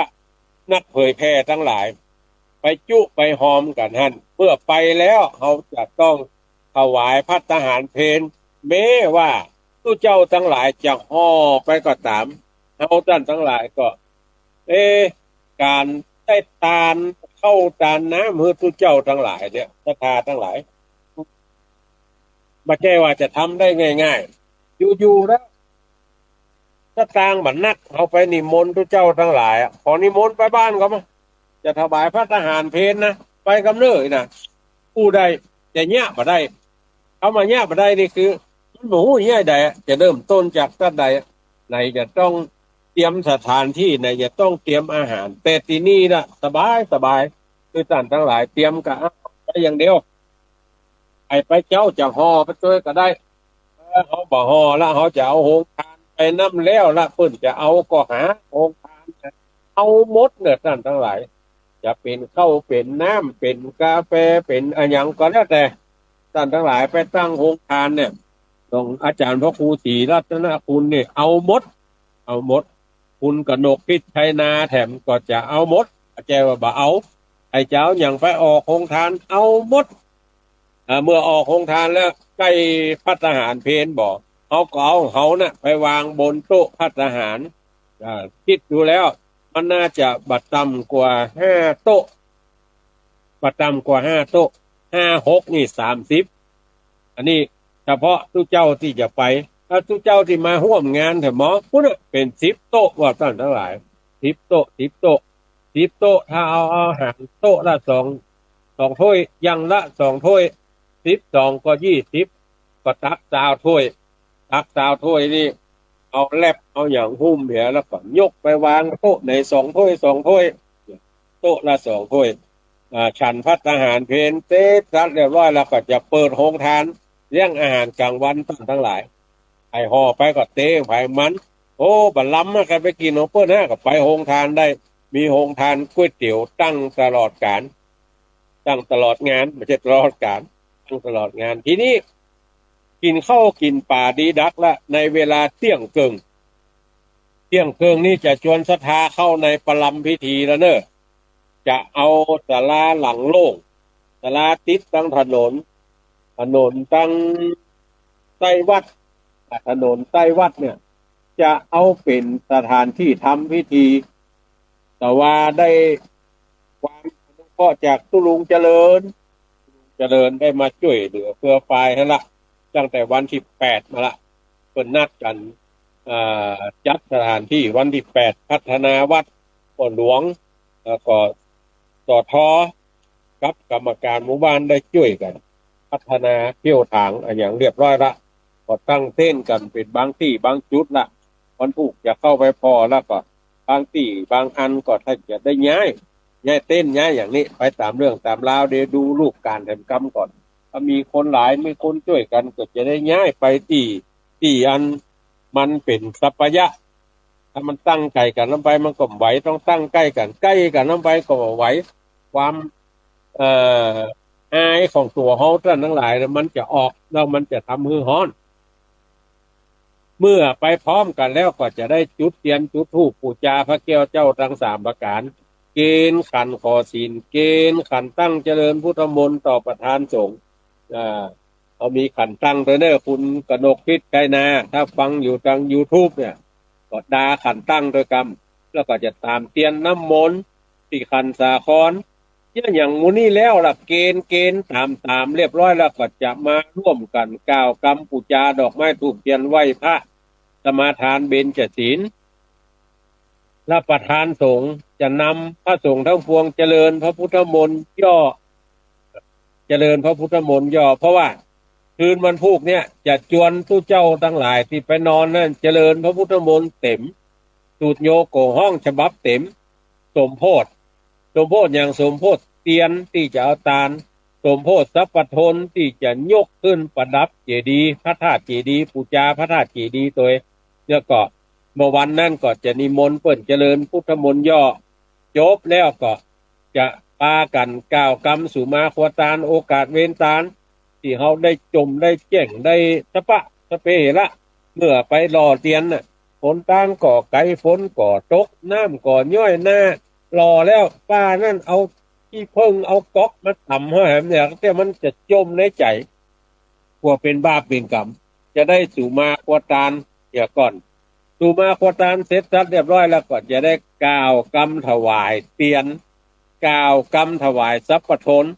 พร้อมตั้งกัปปิยพันธ์ทั้งหลายเมื่อกล่าวคำถวายแล้วเขาจะเจ้าภาพเตียนถึง10 ต้นน่ะเข้าเกณฑ์เตียนก่อนแล้วจะให้เจ้าภาพเข้าประเคนกัปปิยพันธ์ที่ว่าชุดละปันน่ะใครไปได้ไปก็จะเจิญเปิดเต็มนะเป็นตัวแทนใครได้ไปก็จะเจิญแต่หู้ตัวไผ่หู้ตัวมันเนอะถ้าบนบอกว่าใครเป็นเจ้าภาพปัจจัยพ่องลุกขึ้นมาเกณฑ์เนอะก็จะฮือเกณฑ์ถ้าไปนักถึงเจ้าภาพยอดเจ้าภาพสังก็จะฮือเกณฑ์กำยังเพราะว่าเขาเป็นเจ้าภาพแล้วต้องได้เกณฑ์ต้องได้เกณฑ์ก็เดียวมันจะง่อมใจมั่ก็ออกถึงปันป่ายก็บ่ทุกเจ้าพอบอกห้องสักกำห้องผู้แก้วผู้คำมาอย่างหูมาเกณฑ์เนี่ยทำได้เนี่ยอย่างสักกำเห็นกำนี่บ่เอาด้วยเว้ยมันจะต้อมก้อมใจมันจะง่อมใจคือลุกขึ้นไปเกณฑ์เมื่อเกณฑ์เรียบร้อยแล้วบ่คณะทำงานก็จะถวายปัจจัยพัฒนาวัดที่ท่านเจ้าวาดแล้วก็จะได้มอบปัจจัยสมทบกองทุนสร้างพระธาตุแด่ประธานกองทุนเนี่ยที่ศรัทธาทั้งหลายเอาไปให้ไปหอมกันนะจะแบ่งสรรปันส่วนเอาไว้อยู่2 ส่วนก็ส่วนหนึ่งจะเป็นกองทุนสร้างพระธาตุต่อไปแถมพ่อจะปล่อยหลวงกันอยู่จะใจงบนี้แล้วจะได้เชิญประธานในพิธีที่เป็นฝ่ายฆราวาสพบปะประชาชนและจะได้นิมนต์ประธานสงฆ์ในที่หันก็คงจะบอกโป้นพระเดชพระคุณหลวงพ่อเจ้าคณะอำเภอฝางได้กล่าวสัมโมทนียกถาแล้วก็นำพระเจ้าประสงค์ทั้งปวงอนุโมทนาเมื่ออนุโมทนาเรียบร้อยเขาจะพร้อมใจกันกวดน้ำแผ่เมตตาอิมังยังกินจิอันอย่างคือเล็กมดก่อนอิมังยังกินจิแล้วหมดแล้วบ่ โยมก็มาเอาเตียนแต่ละวัดไปใส่รถเอาปัจจัยใส่ย่ามทุกเจ้าแล้วก็จะได้ลูกกำเดียวที่ก่อนศรัทธาจะลูกนั่นจะได้นิมนต์ประธานสงฆ์ลูกก่อนประธานสงฆ์แย้ว่าลูกก่อนเพราะประธานสงฆ์จะได้ไปอธิษฐานจิตไปเจิมไปปิดทองไปผูกผ้าแพแล้วก็ประพรมน้ำพระพุทธมนต์ประพรมน้ำพระพุทธมนต์ที่สัพพทนแล้วก็จะฮือศรัทธาทั้งหลายยืนเข้าแถวกันกำสายศีลเขาไม่ต้องลุกไปก็ได้ละนั่งถ้าว่าลุกไปละไม่จะไปยืนเหมือนจะปวดแข้งปวดขานั่งอยู่ที่นั่นพอนั่งอยู่ที่นั่นแล้วก็จะประกอบพิธีกรรมในส่วนอื่นๆประธานสงฆ์ก็จะได้เปิดห้องว่าเนี่ยอย่างก็ประธานสงฆ์ก็จะได้ผูกผ้าแพอย่างมูเนี่ยที่ว่าไปตะกี้พออย่างมูนี่เสร็จแล้วก็ได้เวลาแล้วเนอะเจ้าหน้าที่ก็จะลั่นกล้องใจเพลงมหาฤกษ์มหาชัยทุกเจ้าทั้งหลายก็ลุกไปก่อนลุกไปด้วยกันถึงหมู่ที่ทรัพย์ปทนแล้วก็ไปยืนชยันโตด้วยกันฮะเพราะว่าเขาลุกจากที่นั่งละมันมีความจำเป็นจะต้องพลิกไปนั่งที่เก่าละชยันโตเราจะชยันโตกันที่หั่นถึงหมู่ถึงมวลละอันนี้คือรูปแบบของการจัดกิจกรรมดังกล่าวแล้วแถมอันหนึ่งจะยื้อไปวันที่17เอิ้นไปพี่น้องศรัทธาที่อยู่ตังเทพเสด็จตำบลเทพเสด็จเนี่ยจะจัดกิจกรรมอบรมประชาชนประจำหมู่บ้านจะไปกันเป็นวัดในวันศุกร์เริ่มวันศุกร์ที่17กรกฎาคมนี่ที่สำนักสงฆ์บ้านป่าปานจะมีพิธีหล่อเทียนเด้อวันนี้เวลาบ่ายก็จะประชุมศรัทธาเจ้าบ้านป่าปานเชิญชวนไปประชุมด้วยกันเด้อศรัทธาป่าปานที่ฟังอยู่แล้วก็วันศุกร์ที่24วันศุกร์ที่31ถัดไปกุศุกร์น่ะจะเป็นงานที่จะต้องได้ร่วมกันปฏิบัติแล้วก็ได้จ๋าได้เทศนาธรรมท่านทั้งหลายฟังตั้งแต่เจ้าละตั้งแต่เมื่อตี 5มาละประเดี๋ยวนี้ตี 6:57ตี 5 ตี 6ก็เหลือเวลาแถมน้อยเดียวก็จะทบทวนขบวนการในการใช้เวลาของตั้งสถานีมาเกี่ยวกับการข่าวสารงานบุญที่ท่านทั้งหลายจะได้ร่วมกันทำในวันนี้ก็เชิญชวนเนอศรัทธาท่านทั้งหลายไปร่วมทำบุญสุนทานด้วยกันเนาะเหลือเวลาแถม3 นาทีจะเปิดโอกาสให้ท่านทั้งหลายได้โทรมามาจ่ามารายงานผลการรับฟัง0817964608 0817964608ลองโทรมามาจ่ามารายงานผลการรับฟังวันนี้ซ้ำฝนตกเลยนะของว่าจังใดที่ฝนบัดตกพ้องแล้วก็จังใดที่คลื่นหายไปพ้องอันยังพ้องเนี่ยสัญญาณหายไปพ้องแต่ว่าอินเทอร์เน็ตที่วัดนี่หายแซ่บเนาะแม่อุ้ยนวลกำแพงหินเจริญปอนจ้าไปจากจ้าฝนตกอยู่โอ้ลุ่มเพ่ก็ขนาดนักเฮ้ยตกนะอ๋อเชฟประปานก็จะไม่หยังจะอบรมประชาชนประจำตำบลประจำหมู่บ้าน17